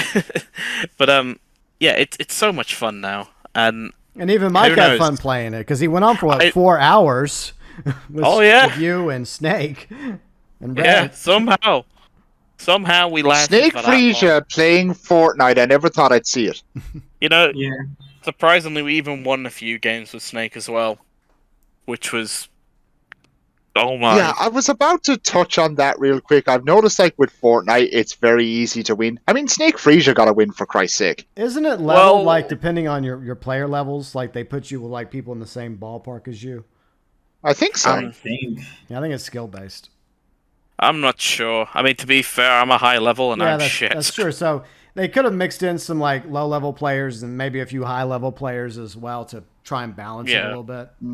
And for the record, this time I did not buy my way to tier 100. I actually grinded. Well, so congratulations. Thank you. Well done. I didn't have to spend that much money on Doctor Strange. Well, you already spent a whole bunch of money on Spider-Man. Yeah, you still have $70 on your wow. Don't regret a damn thing. Your Spider-Man skins and Riley's Naruto skins. Look, when the second Great Depression happens and I'm all like homeless and realize, hey, I could have saved that like $70 I spent on the Spider-Man skins, I'm still gonna be like, nope, I don't regret a damn thing. I regret nothing. Yeah, it was worth it. Like, I'm in a cardboard box. I'm like Squidward in that one episode of SpongeBob, and I'm like, spare change, ma'am. And I'm like, I still don't regret buying it, but I could do with some spare change. Well, you could hold up a sign that just says spare change for Fortnite skins. Oh, fuck's sake. And last night, Riley was eyeing the Scarlet Witch skin. I mean, it looks good. I will admit that it looks really good. but she decided not to do it. I'm like, I'm proud of you for not doing it. But she was tempted. She had it there looking at it for like 5 minutes, watching it glow. Oh god, I like that I don't skin. blame her. I don't blame her. I was like 5 minutes. And Kate is basically, he knows that. I was with Yuji yesterday. And I was like, I was just went to the item shop. And again, me screaming like a little girl, oh! Chief is in the store. Master Chief. I was like, oh yeah, He was too. I'm gonna buy this bitch. And Kitty was like, hey, what's up? Master Chief is in the item store. Oh, you really? Yeah, I was like, oh yeah. I mean, to be fair, when we were playing, I was high, so I mean, I'll admit I probably didn't sound like I was too bothered during that time. So, No, you were pure chilled out during that session. Yeah. bro, gaming and getting high. Now that's a good combo. Wow. But I'm going to still be cheap. I'm not buying any skins as of right now. That doesn't mean I never will buy a skin. But I'm happy with my free PlayStation skin I got years ago, so I'm just going to roll with that. Oh yeah, the PS Plus skin. Yeah, that's Yeah, skin. that's what? what I'm running. That's what I'm running as well. Nice. The free skin, yes, from PlayStation Plus. That's my whole thing. Yeah, don't worry, GB. I'll gift you the. I don't know. I'll gift you a skin one day. Nah, I'm good. I'm fine. Thanks. I'll gift you the Book of Boba Fett skin. Nah, I'm fine. No, I don't. I'm just playing it for fun every now and then with all of you and Riley, and just do it casually.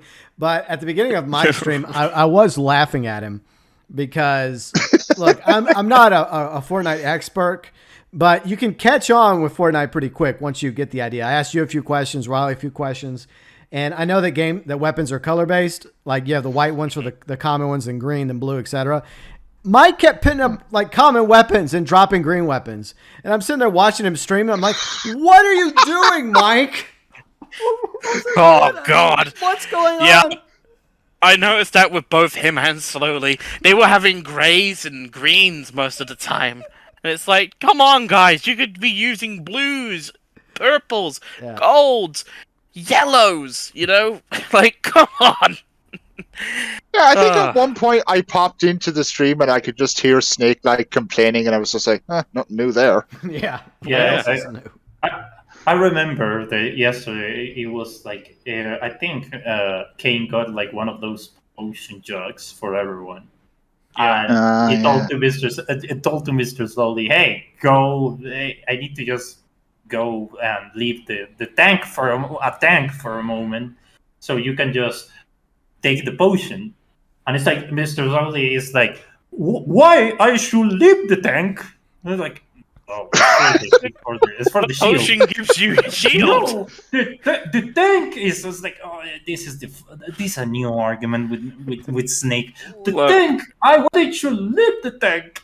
The moment he started talking about tank, why he wanted to stay in the tank, I already knew. I was like, yeah, I'm not gonna fucking fight this one. It's a lose either way. He's Yeah, not gonna sometimes take with potion. Snake, it's He's just not best gonna just eat the walk fruit. away. He's just gonna sit in the tank like a good little boy. Like he's not gonna get out of there anytime soon.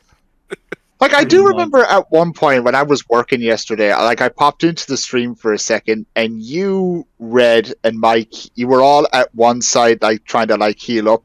And I just took it slowly, and he's like, I think he was, like, fighting NPCs or something, and you were all, like, yelling at him to, like, Snake, come over here. And he just totally ignored you. Oh yeah. When we were fighting, I think like the order, like for some reason, Yeah. more than NPCs. For some reason, Fortnite has a story. I didn't even fucking know it had a story until now. But yeah, NPCs just appear for some reason. I guess that's their reasoning why they're in the game now. But yeah, we were literally attacked on all sides. I'll admit, kind of got a little bit frightened for my own good. You know, I was like, "Fuck no! Run, Mike!" I was like screaming my head off. Yeah, I remember. And it's like, and I was like, "Slowly get down here this instant." He was like, "No, Ken, I am Nope. fighting the NPCs." Like, fuck's sake, Slowly, you're gonna die. Yeah. Hey, Snake, We're this gonna isn't die. Battlefield 2042. Yeah. This is Fortnite. This is a man's game. People actually play this game. When I actually Yeah. When I actually saw that yesterday, I was so tempted to put down a comment. That'll be the only kill Snake will ever get in this game. I mean, to be fair, I'll give Slowly credit. I will give him credit, and Red can back me up here. In the very first game we were playing, Slowly fucked up one dude with a pickaxe. Nice. All right. Yes. So I'm gonna Nice. give him credit. I'll give him credit for that. You know, like he may be slow, but at least he killed someone with a pickaxe. You know. It was Michael and him just going with a pickaxe against another player just going on, and me in the background just saying, We were both "Kill down that at the time motherfucker! as well. Kill We were out of with the ammo. pickaxe! Kill Like, that motherfucker!" I literally dropped my gun for Snake. He didn't pick it up. I think the player picked it up, but luckily that only had like 6 bullets in there, and so Snake just fucked him up with the pickaxe while the person was shooting him with some weak bullets. It's so funny. It was yesterday was a trip, but it was really fun. But even then, we backed up, and that's why when the Master Chief thing happened, and he's like, "Oh yes, I could buy Master Chief," but I didn't. It's a really when it comes to zero build, it's really enjoyable. And hey, credits for credits too. Yeah, it could be a kids game, but if it's fun, I don't give a fuck, dude. I enjoyed a movie that the fucking director pretty much is. I don't know if he's in jail or dead, but that movie is the worst movie of all. But for me, it's the funniest shit ever because it has really nice fancy cars as well. But hey, yeah, it is a fucking guilty pleasure, and I quite enjoy it. It's like my cheap whiskey. Yeah, it's Pretty much. It's definitely a guilty pleasure, and I can see why it is so popular worldwide. And I'm probably going to play some more of you guys and with Riley, just casually. I don't take it seriously. As long as they still have the lightsabers and the blasters, I'm sure those will be gone eventually. But it's just fun grabbing a lightsaber and just going to town on some guy with a gun and just destroying him. I mean, I think the main reason they added it back was mainly because obviously May the 4th and all that, and also because recently the Kenobi trailer dropped, which I mean. We can briefly touch on that, me or you, or save that for another episode. Let's save our Kenobi talk for whenever I guess Kenobi does finally come out. We'll just we'll discuss it episode by episode, non-spoiler, and then we'll do like an epic like you and me, because these two guys, you know, they're not as into Star Wars as you and I, but that's okay. You guys aren't nerds. You guys actually go outside. We stay inside in our man caves. We've not seen grass or sunlight. Hold on, quick question. What's outside? Oh no. I haven't seen it in so long. We're all nerds in different ways. In some way. Yeah. I only know the fucking the Stormtroopers are one. Oh yeah. The other one. That's the Boba Fett. I don't know. Well, I know the name, but I don't know how it looks. And the other one is Darth Vader, and that's it. Oh yeah, and the one of the ketamine. That's the one. Yoda wants ketamine now. Well, Yoda. There you go. Jeez. Yeah. Oh yeah. Don't you disrespect the Gonk. The main fridge. Oh boy. I forgot about him. Main fridge. Yes. Oh yes. And also a little bit off topic as well. Well, not really off topic, but. Do you all see Xbox's tweet regarding May the 4th? Yeah, that was funny. The series Gonk. That's the new bottle. Yeah. See, 2022 is the year that Gonk finally got the respect it deserved. Exactly. It was the main focus throughout my Lego Star Wars Let's Play, and now it's a new part of the Xbox series. Oh god. But yeah, people criticize Epic all the time, but I'm going to say this. I think they do a good job with their online games. Yeah, they make tons of money off of Fortnite and Rocket League and Fall Guys, but at least they update those games with content on a regular basis, and they put money into Unreal Engine 5, which is going to be amazing for future video games, AAA and indie. So I tip my hat to Epic. And I thank you, at least for Unreal Engine 5, and for the fun we've had playing Fall Guys, as well as Rocket League, and most recently, Fortnite. Fortnite squad win. Yeah. Oh, God. I could definitely see eventually one day a Prickast episode on Fortnite, That would be amazing. It's possible. Yeah, I guess we could all go in solo, right? And just try to hunt each other down or something. Oh god, like custom game solos. Oh, that'd be amazing. Minus the squeakers. Yeah, no squeakers God. allowed, please. Yeah. But I was surprised about one thing. Even though Mike was having an issue deciding like what was the best guns, common, uncommon, you could see his Warzone skills like serving him quite well. Oh yeah. Oh yeah. Yeah. Sure.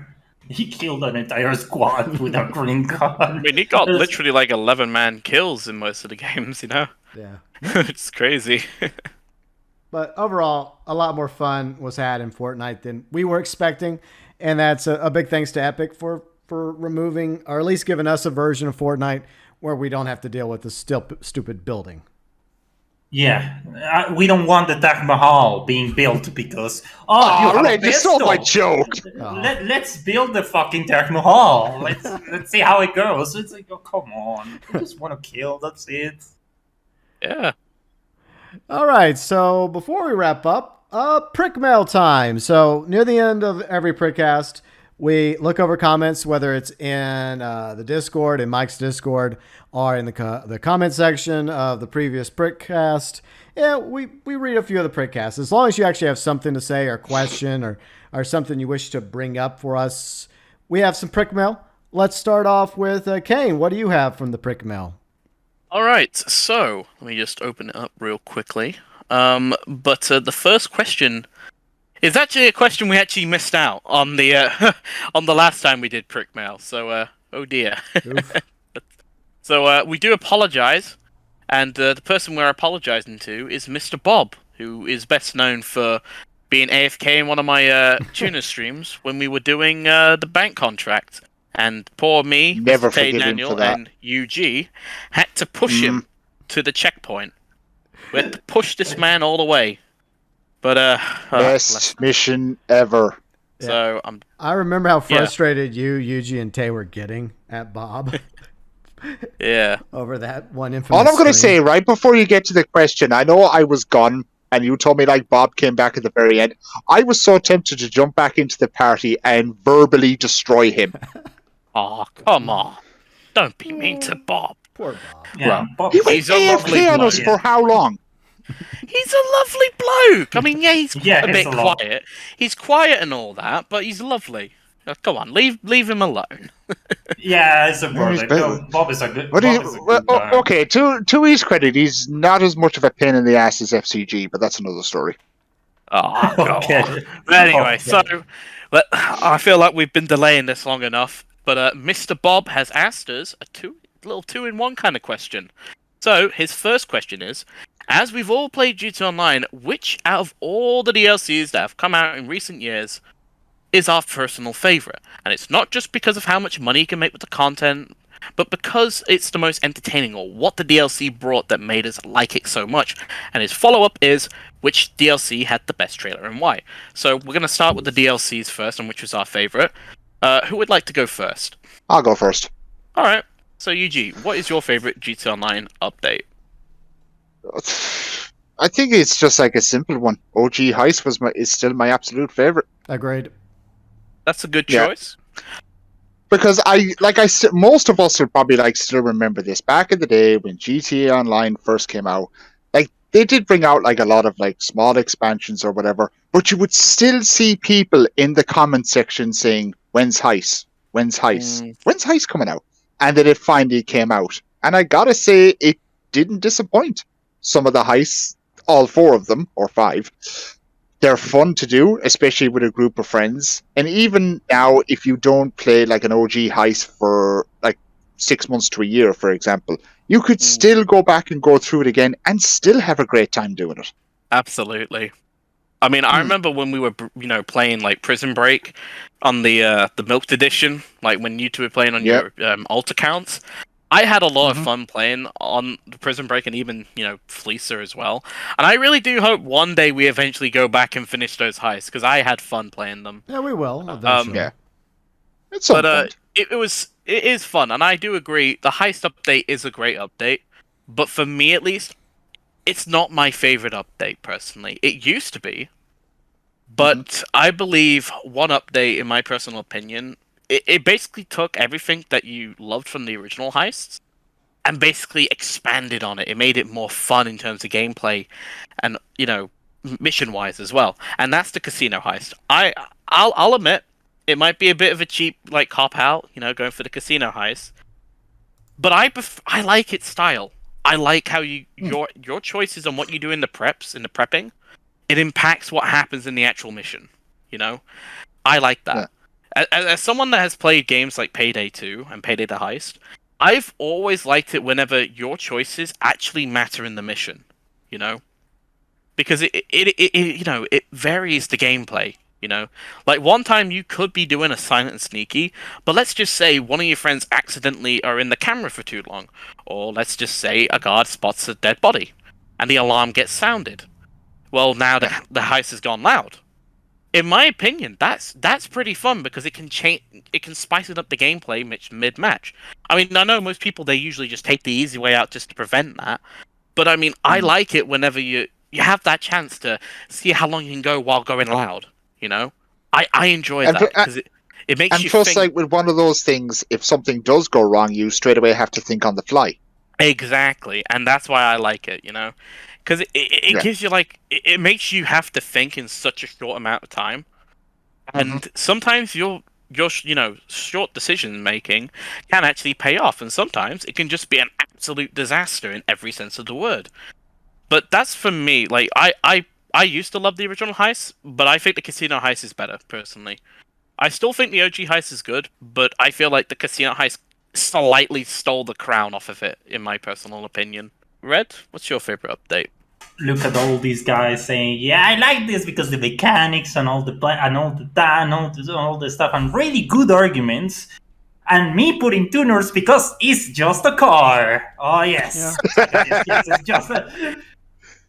Yes, tuners because Porsche 911. That's it. Yeah, that's everything. I mean, to be fair, I'll give you that. Tuners was a pretty fun update, and that's even with like the missions as well. Like I mean, Sasanta, Moody Man.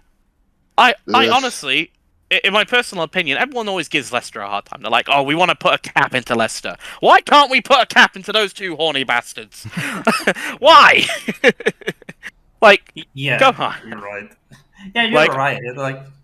Sorry for interrupting you, Kane. It's all good. The thing is, when it comes to tuners is pretty flawed in many things, but when it comes to the cars, it's like, and that's my thing, right? So it's like, it was like, this is some good shit right here. Like, finally, the electronic met is giving me something to enjoy. So in that case, it's like when I saw, we saw it with GB and we saw like two Pipsters, like basically Porsches. It's like maybe it's a Cayman or maybe it's a 911, I don't know. But we thought it was only one. Surprised it was two different cars. And when they finally released the 911, I was like a 15-year-old in a party. I was amazed, and even then, I think it was on Twitter that it was like someone that was like the Dev Day or whatever, and actually the vehicle design from Rockstar put it there, and it's like, did you design the new Comet? And it's like, yeah, it was like, I as a Porsche fan, I love you. Thanks for making an actual 911 in the game, because yes, all the older Comets, they have their own style, and I appreciate it because it kind of makes them unique. Like Comets instead of Porsches, but I was expecting like, come on, I need a 911. Like this game needs some more Porsches, and it's like, and finally I got a 911, and it's like I have 3 of those, and I love them, and they are absolutely lovely cars. It's the only thing I didn't install the electronic met on the PS5 because my 911s are really nice. That's all, and that's pretty much it. Yes, and look at this guy just putting up fucking tuners just because of car. But there you go. And GB, what's your reasoning, by the way, for you liking the original heist update? Because you said you agreed with UG talking about his opinion on the OG heist. But what's your opinion on them? Because you said that's also your favorite. Well, yeah, like you just said, I agree entirely with UG. And the big reason why heists are my favorite is because when heists finally came out, it felt like GTA Online was actually whole, complete. Like you could stop making content after that, and I guess for better or worse, they kept making content. Well, for 360 PS3, all they got was Ill-Gotten Gains 1 and 2, and then that was the end of that. But if you looked at GTA Online up until that point, there was an important piece missing. You know, we had business, we had Valentine's, we had High Life Hipster, Independence Day Special, Flight School, LTS, but something was missing. And when they finally added heists, it felt like GTA Online was actually complete, which is something that I wish we had in Red Dead Online, but unfortunately we don't. But going back to GTA Online, yeah, I think that Heist is, in my opinion, the best update. There have been some really good updates, like the Casino Heist update, like Kane mentioned. Tuners, I think Tuners is also good because it has a GTA theme to it. There's cars, the auto shop, the Ellis car meet. Also Porsches, because I also kind of like Porsches. I like Lamborghinis and McLarens and muscle cars as well. But yeah, I feel like Heist is overall the best update, in my humble opinion. The only thing I wish is that Rockstar would go back and rework those heists to make it to where you could actually play them with 2 to 3 players and not be required to play with 4. I know that would require a little bit of work, but I think Rockstar could update the original heist if they wanted to. Whether or not they actually do it remains to be seen. I highly doubt they'll redo it, but I did like the heist update. Yeah, and you have a point though, because when you see Heist was like the culmination on PS3, and it kind of failed even when the support stopped. That the game felt like, you know, this is like a culmination. This is like the jewel of the crowd. You know, this is the main thing. Yes, it feel finished. Like the other other heists came out, other DLCs came out, but they don't have like the same impact of Heist to 2015. You know, they don't have like that same anticipation, same impact, that same game-changing value. Even fucking Doomsday, that is secretly Kane's favorite DLC, but he doesn't want to admit it. Shots fired. You're really I got a duck. I'm in me, between these two. bro. You're not the only one. Bro, that's just a low blow. Sorry, I had to. Man, bro, don't make. You're about to make me get on mic. You're about to get me on camera right now. I'm about to get all like worked up here. You know, because Doomsday. That shouldn't even be called Heist. This should be like Doomsday Scenario. Or the Doomsday series or some. I don't even fucking know. In fact, that should have just been that fucking abandoned Trevor DLC that was in the files, you know? Because it literally was. Yeah. Yeah, it was. He's right. All right, let's really quick answer the other half of Bob's question. GTA trailer DLCs, go. All right. Well, for me, I'll be honest. I think there are 2 that come to my mind. The original Heist trailer, I love that, especially with like the one-liner from Lester where it's like, "I know you've been complaining, but you weren't ready." It was kind of like a funny little shot. The community who was like, "Come on, Rockstar, a very subtle shot. release the update." It's like, oh damn, Rockstar they be coming at us like that, goddamn. And then another trailer I remember. I'm trying to remember which one this was. Yes, I remember now. The original Casino update trailer. You know, the one with the Eddie Murphy song. Yeah, party all the time. That's a good trailer. Yeah. I'll admit that got me pumped for the Casino update when I watched that for the first time. Yeah. You know. But yeah, those are my favorite, mainly because I like the visuals and some of the shots, and also mainly because you know, it kind of got you pumped for that update, especially with the original Heist update. You know, that was like the one that everyone's like, "Oh boy, I can't wait for March 10th, 2015." You know, so yeah, those are mine. Anyone else? I would say mine is also Heists. It's my favorite. I would also put Smuggler's Run up there because just like Riley, we both like jets and planes, and it was just so epic. You had this love fest towards the pilots with Smuggler's Run. You had all these planes, all these jets in the air doing all this combat and dogfighting, and it was pretty badass. It was a pretty good trailer. So yeah, those are probably my 2 favorite GT Online trailers. In my case, I will put newer ones. I will put between The Contract, because it's basically music focused and it actually makes a good work on it. And Tuners, because it's basically pornography for car customization and all that. It's just minutes of cars, and more cars. So that's pretty much it. Oh man, Mr. Yuji. I'm gonna go in opposite direction when it comes to like all the trailers. I couldn't give a shit for any of them. Oh, What about the Wow. Milk Edition trailer? that was such a good trailer, I wasn't it? definitely don't give a shit about that trailer. But Yuji, it's next gen graphics, man. I knew it'd be all about Let's see- you. Hold on. Yeah. It's Let's sleeveless. see. Watch a trailer that has been milked for the last 10 years, or dry hump a badger. Tough choice. What the fuck would you Painful do either that? way. What the fuck is wrong with you, man? Wow. What kind of weird shit do you do in your spare time? Humping fucking woodland creatures. Fucking hell, man. Are watching Milk Edition trailers over and over again. I don't know which is worse. Yeah, There you go. You know what? Because Mr. Yuji's been a spoil sport and he's, not saying he likes any of the trailers, I'll add in another trailer I kind of liked. Caio Perico's trailer was pretty nice. Mainly because... Now that's just being sarcastic. I'm being serious! I like the song that was playing! Making Money is a good song! Yeah. I'll admit, the auto-tune's fucking annoying, but it has a good beat! Yeah. Do you know what else is annoying? You said it because you hates fire. Like, come on! Wait, what? Music for trailers are generally pretty good when it comes to Rockstar trailers, especially for GT Online. I think there was one trailer that was really good for an underwhelming update like 2 years ago with the Los Santos Summer Special. What was it? Def Leppard Photograph. I think they did a good job with that trailer. A very underwhelming update, but a decent trailer. Yeah. True. Yeah, that's actually a pretty good one. But you said that came because Yuji hates Kaya. Well, not just because of that, but also it is a good trailer. I'll admit, it is a good trailer. I mean, like when I did my review of Caio Perico like last year, like I used part of the intro of that trailer in the video.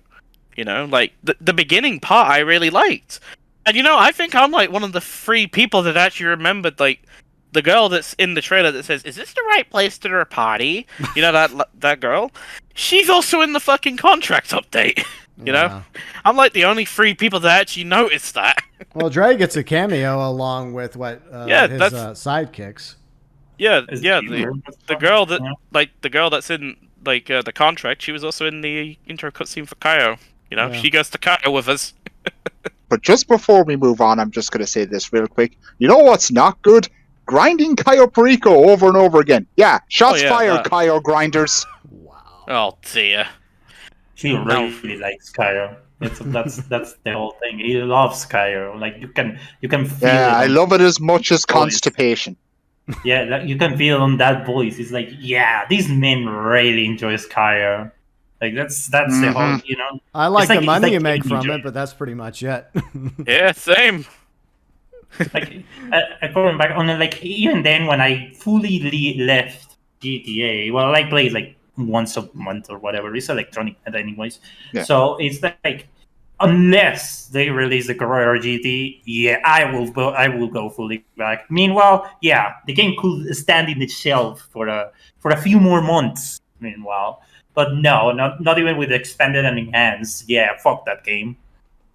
Yeah. And with that, Yuji, it's your turn to go into the Prickmail bag. All right, let's put my hand in here.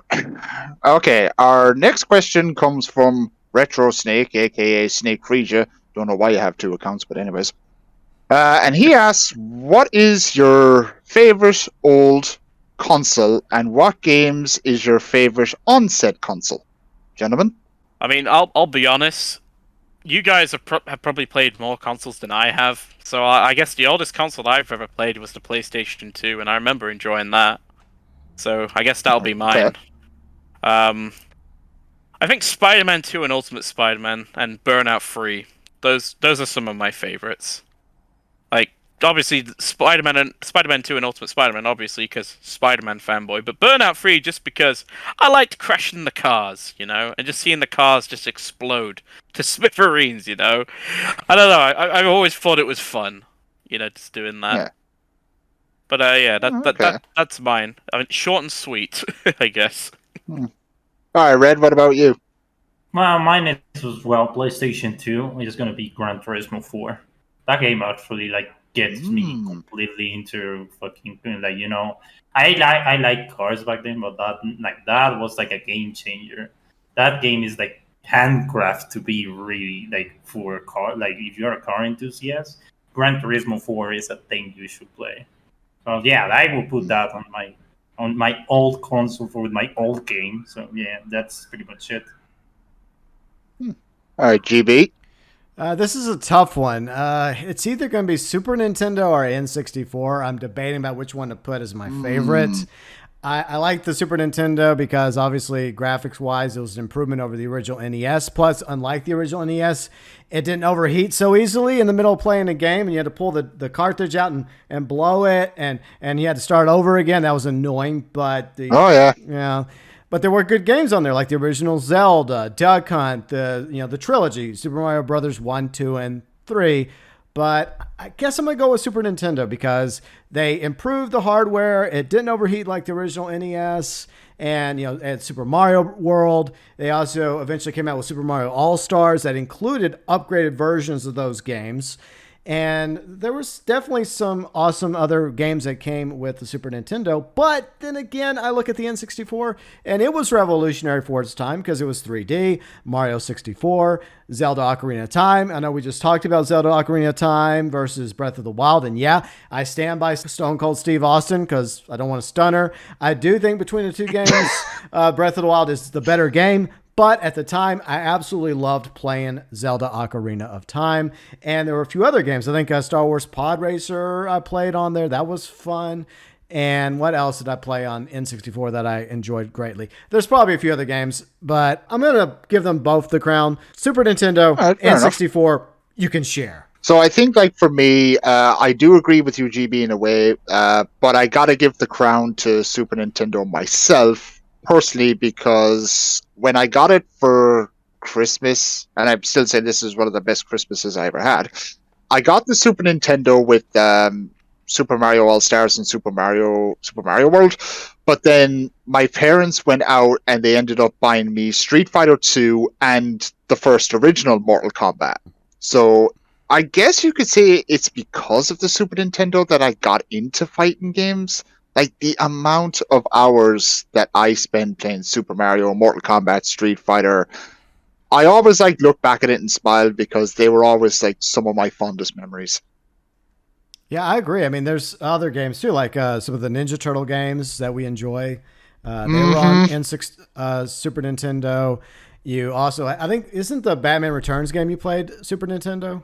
Yeah, Batman Returns, that was on the Super Nintendo, yeah. Yeah, that too. So that was a great game. And what else? What else was on there? There's F-Zero. Super Metroid. F-Zero was really good. There was one other game that I was bouncing around in my head that I just thought about that was on the Super Nintendo that was great. Doom. The very first Doom game. Was on the Super Nintendo, which surprised the hell out of me because when it came to Mortal Kombat, like you were just talking about, Nintendo had them censor Mortal Kombat with no blood. There was no blood on the Super Nintendo version of Mortal Kombat. Mortal Kombat 2. I kind of remember that. Yeah, but they relented with Mortal Kombat 2. Mortal Kombat 2, they just went, fuck it. Yeah. But Doom was because I remember in the Super Nintendo. Yeah, I remember with the Super Nintendo version with Mortal Kombat 1, instead of blood, they put in sweat. Which to me, when I was younger, it looked like dry sand to me. Yeah. But if you played the Mega Drive / Genesis version, they put blood in that. Yeah, Sega didn't care back then. Yeah. Yeah. But yeah, Sega was rebellious before rebellious was cool. Yeah, that's true. Exactly. But yeah, Nintendo was trying really hard to be family friendly, but somewhere along the way they realized that I guess more adult themed games were coming in, like Mortal Kombat, Doom, etc. And they finally saw the light. Eventually. So yeah, those are some more prick mail questions from Bob the Builder along with Snake. And the final prick mail question comes off last week's Prickcast from Kari. Top game lists. Go for it. Top 5, top 10 for all time, top for PlayStation 2, PS1, top retro games of all time, etc. However you go about it, be interesting to see what people's picks will be. And you can even make it more interactive by reaching out and asking the community, which is all of you watching, by the way, what your top picks would be. And that's exactly what we're going to do with Kari's question is Prickast 4. I want all of you in the comment section or in Mike's Discord in Prickmail to give us your top 3 or top 5 video games of all time. You have homework, and you better do it, or it's detention, young man. Yeah, we don't need to just see amazing, epic, great video, guys. We don't need to just see that. Although we do appreciate it. We want to see your games as well, guys. Come on. All right, so thanks for the suggestion, Kari, and as well as Snake and Bob's questions. And if you have questions for Prickmail, you know what to do. Leave them below in the comment section of this Prickcast and over in Mike's Discord and Prickmail, and we'll go through them, and we'll pick the ones that actually ask a question. And don't make your questions a goddamn novel. Yeah, next time, Corey, maybe tweak that question a little bit more, because it started turning into... It wasn't a Sedan novel, okay? I'll give him that, because Sedan loves his freaking novels. novels. Have you...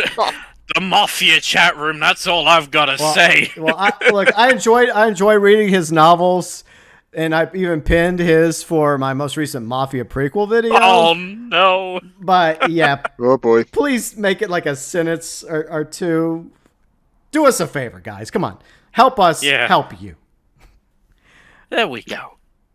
There, completely. Before we close, I know what is favorite Snickers game. I think it's a game that was invented when the telegraph was invented, and maybe it was with the inventor of the telegraph. Oh. Maybe you should invent Cayo Perico as a game on the telegraph, and there you go. That's his favorite game. Maybe playing on an old fucking telegraph invented in the 18th century or whatever. Yeah. Look, knowing Snake Frisia, he was probably like the first in line when Pong came out. Hey, you Pong, know, secret. Don't knock Pong. Pong was awesome. I mean, secretly, Snake traveled back in time to the 1800s to convince the guy that invented the telegram, just to add Cayo Perico to it. You know, he was like, "Yeah, that's I want that as an expansion." You know, beep beep beep beep beep beep beep. Yeah, El Rubio's just going beep beep beep beep beep beep beep. All right, before we go, let's plug some channels. Yuji, go first. Okay, so I ended up doing a community tab a few days ago asking people, do they want me to continue streaming Persona 5 The Royal? And 91% of you lunatics voted yes, but there's a catch. I'm only going to finish the first castle. After that, that's it. I am not going to spend the next 3 or 4 months streaming through that game. So you're getting the castle, that's it. One more. Why are you so bad with me?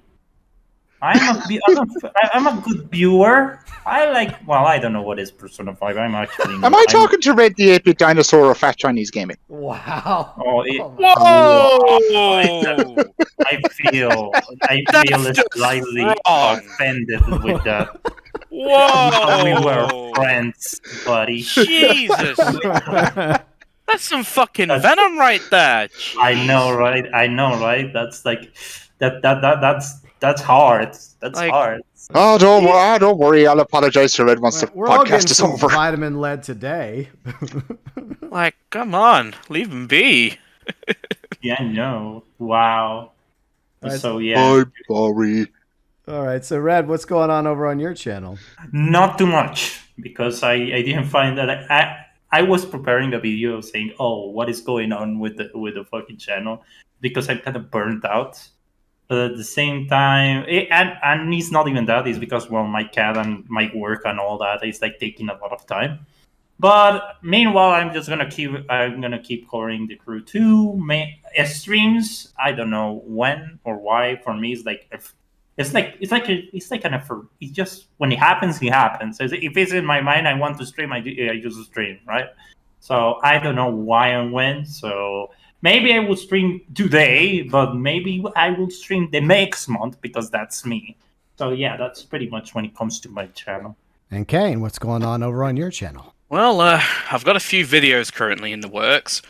I've got one video where me, Riley, the professional, yes, the professional, and a few other nice folks, we were playing Caged In. It's a little funny moments kind of video. That's in the works. It should be coming out hopefully in a few days. As soon as I've completely finished the editing and all that. Nice. And also, I have that Fortnite video of me, Riley, and GB playing some of that Fortnite.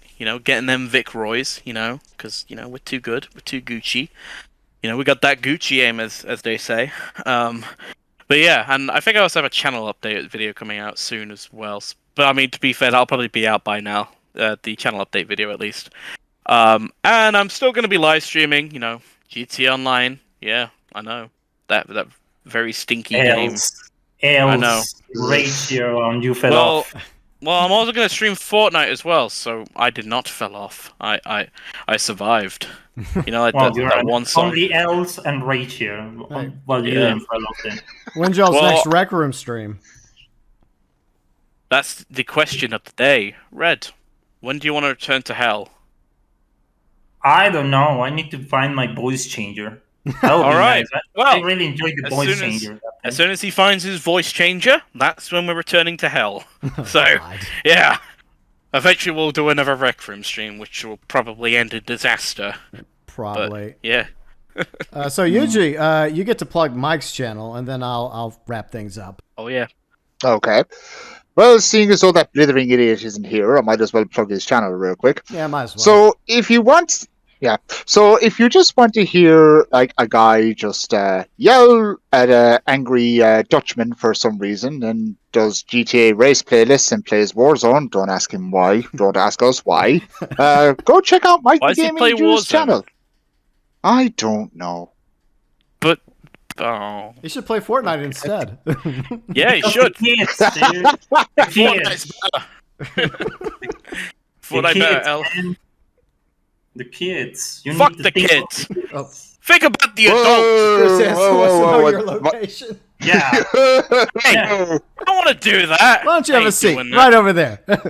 Oh, fuck's sake. Just sit over there. Anyways, so check out our channels. Check out Yuji Outlaw's channel, Mike the Gaming Juice channel, Red the 8-Bit Dinosaurs channel, It's Kane's channel. My channel also, link below in the description section. I'm playing some Zelda, still doing some Red Dead Redemption multiplayer on Sundays, along with Red Dead Redemption 2 Black Hats. I'll do that in a few weeks from now. That's a fun series I like to do.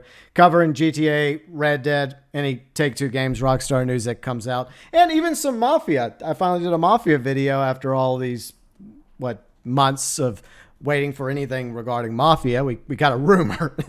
That was the best I had. So take it or leave it when it comes to the Mafia franchise. Hey, now that you mentioned that, the Mafia rumor, did you know it's been 2 years since we got the announcement of the Mafia trilogy? I know, 2 years since Mafia trilogy. The better definitive edition actually was announced, surprisingly. Yeah.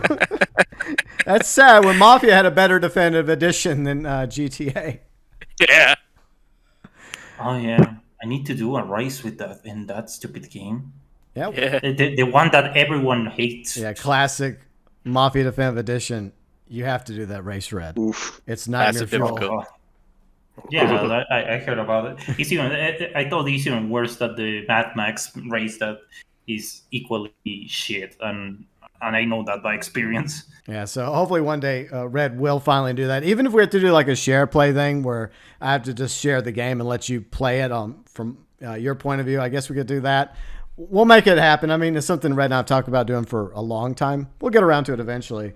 But yeah, feel free and check out our awesome channels. Link below in the description section. Thank you so much to everybody that watches and has subscribed to the Prickcasts. I guess we'll do Prickcast 4 in, 2 weeks from now, guys? What do y'all think? 2-3 weeks? Sounds good. Yeah, sounds good to me. Michael, better you come and bring your ass here. It's 2 times in a row that you just don't come out here. I'm tired of your bullshit. Stop saying, oh guys, I'm sorry, I'm busy at home, I'm doing this and that. Shut up, sit down, relax, put your headset on, get on your laptop or computer, and come and record an episode of Prickcast with us. We will send Yeah, the Gonk. Mike, I'm not even at home, and even I made the effort. Yeah. Yeah, he's in an Airbnb. But anyways, thank you so much to everyone that was here today. Mike, the Gonk is heading for you. Just be on the lookout. Yeah. Yuji and I will personally escort it to you. Yeah. The only thing he's going We'll to drag you in, kicking and screaming. Yeah. The only thing he'll hear before the darkness is Gonk. Bonk. But seriously, thanks to everybody that's part of the Prickast. Check out Mike's channel, Red's channel, Yuji's channel, Kane's channel, my channels, all those channels link below in the description section. Feel free and submit your top 5 games of all time below in the comments section and over on Mike's Discord in the Prickmail, and we'll go over those in the next exciting installment of the Prickast. You stupid pricks!